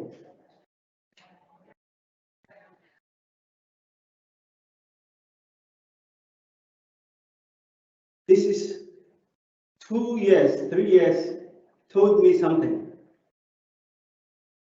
that I have to stand up for those people.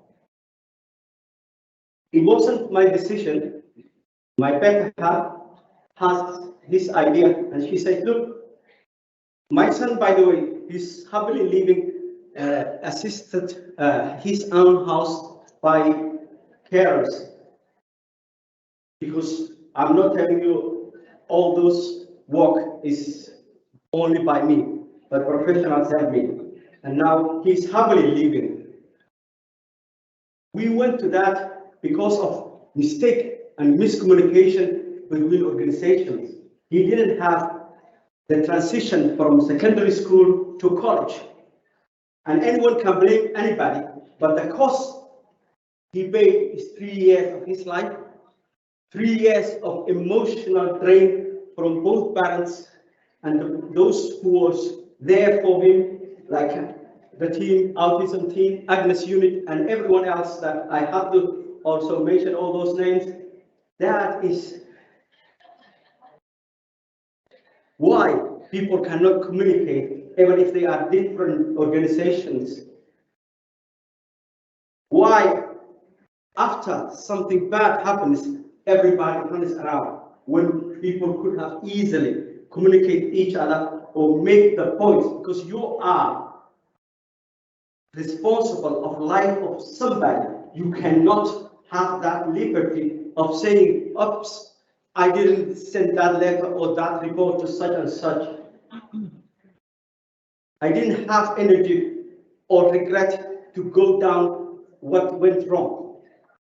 But what I am trying to say here is that organizations, professionals are working silos and they are looking after their own budget without caring or getting together for the best, as they say on letters they sending to us, best care for a patient center. No, it is not. If you are not there to ask, you will not get. I'm talking now to parents. Please don't be shy. They can dub you as they did as a weary or arrogant parent, or sometimes psycho parents. You will get those old nicknames. Get used to it. Don't be afraid. Don't stand alone. But with respect, with evidence, because the reason many professionals are not listening to us is simply we talk about anecdotes. Please pick up your pen and paper, write down. If you cannot write, we have the technology now. Use video clips about what you're talking about if you cannot make it point, because any professional, especially psychiatrists or those who are higher consultants, they don't have time for you. They have only 10 minutes. So 10 minutes is on you to say what you want. If you cannot say, play. If you cannot play, sing for them. If you cannot sing for them, make sure you have those video diaries with you. Otherwise, you will lose a long time process that you are waiting. So those kind of messages is come about 21 years of caring for our son. We learned on our skin, and now what we do most, and I like to use the mission here, if you can. After that, my wife told me, look, we need to help others. I'm a public person, don't get me wrong. I'm loud mouth, but I always dealt with my son's condition and everything privately. I never talk about, even though I was doing everything I can for him, but I chose to. I think it's a broad thing, that kind of closeness. Women are more open to us. And she said to me, look, we need help. I was helping, yes. Anyone who called me, anyone who called her. For example, my wife talks to 600 women every Wednesday on conference call about something that's easy for all of us, but they cannot have that liberty to get that information from elsewhere. And she has to prepare anything that they want next 7 days, whatever they want to talk about, and she had to go and learn herself and talk to them. Same, what we have done is also bringing experts closer to the community. If you do not talk among yourselves, if you don't have, as my previous speaker said, you don't join a group, you will be exhausted and you will be burned out, and you will not get, because if you have close enough with you, someone like you who feels your pain, is the best thing you ever have. Even if they don't add anything to you, but at least listen to each other, is that way of thinking. Now I've become a bit of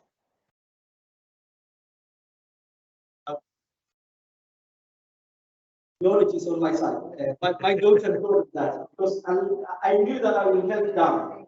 So it's something for me, area. In case I come to that point, but I can speak. Thank you. And that's my big. What I was saying, yes, about bringing closer, talking for the voiceless is our mission. And my son teaches me those years that I didn't learn all my life. Persistence. What they use, Dr. Hewitt was talking about earlier. They have that persistence and focus on what they want. I learned from him. He's my teacher now in that subject. Because I was impatient person. If I ask you to ask something and you don't do it, I'll walk away. Now I will beg you until you do it. He teach me that. The other thing I come to go across to is the knowledge is a power. If you are a parent, please, you are the best of your child, whether they are 21 years old like mine or 3 years old. If you do not tool yourself and do not help, do not expect a teacher, do not expect a psychologist, do not expect anyone else. You have to be jack of all trades, please. But please ask the masters information. Do not Google things and do on your son or your, that's not what I'm advocating. I need to be really clear with my communication. Do get, and as Dr. Hewitt was saying before, two people with autism are not the same. So you are the best person to know your child. So make sure that you can transmit that information to anyone who's working with your son, your son or daughter. Because otherwise, they will be misdiagnosed. Otherwise, they won't get the treatment or the therapy they are entitled. Last but not least, if I may leave you with all that I left, my career, my aspiration, my everything. And I ever told my wife, never ever tell your other half what I'm about to tell. I tell her, he is my priority. My son is my priority and other in similar condition. And I said, and she asked me, do you know what you're saying? I said, yes, I know what I'm saying. Because I have gray hair, I can't lie. Even before law, I can't. And that should be your priority. I told my other kids as well. And they are now in position to understand they are that age. Because I need to instill them to help when I'm not around.